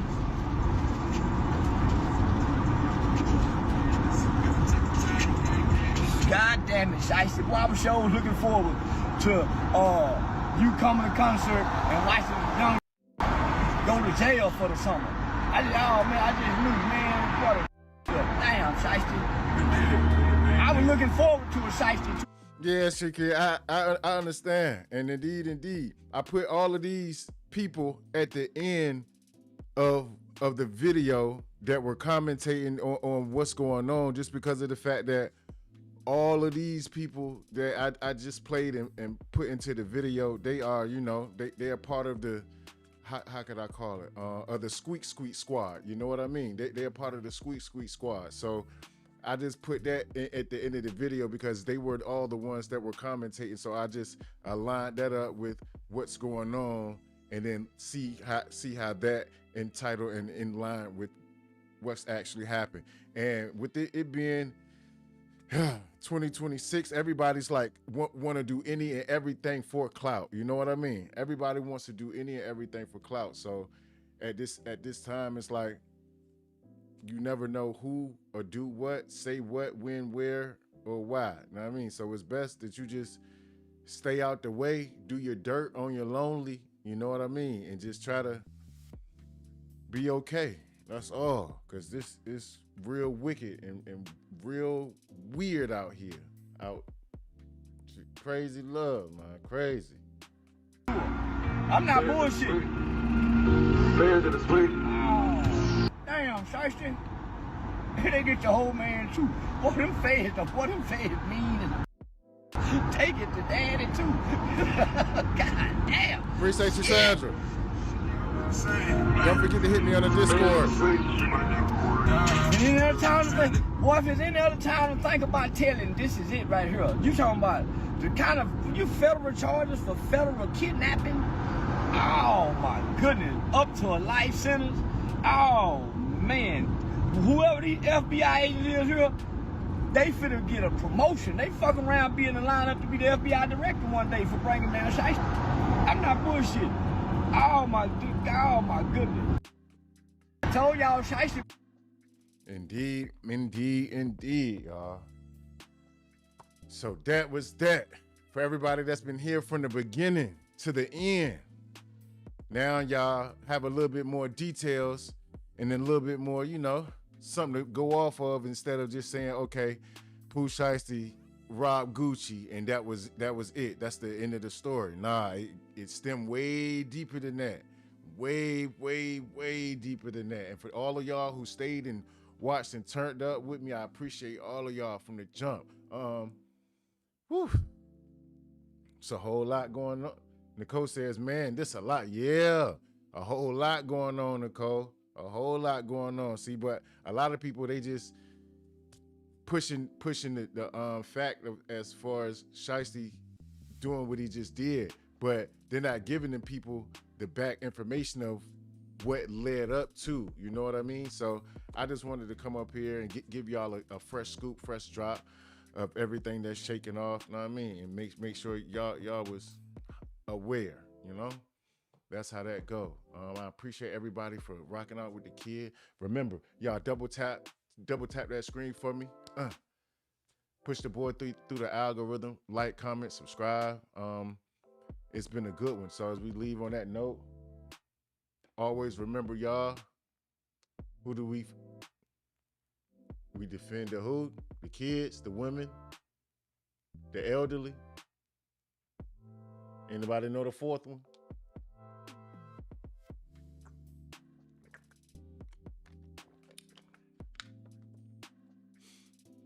The innocent. Always take care.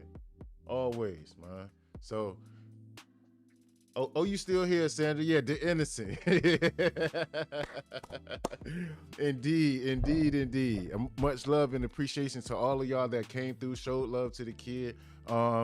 This one right here, little extendo, and we'll be back probably around 10:30 tonight. We'll be back around like 10:30 tonight. So I'll be popping back up in a few more hours. So everybody, much love. I appreciate everybody that came through. Remember, over here at the Ace Society, we don't break the content. We just break the content down. It's been a good one. I'll see y'all shortly. Till next time. Peace.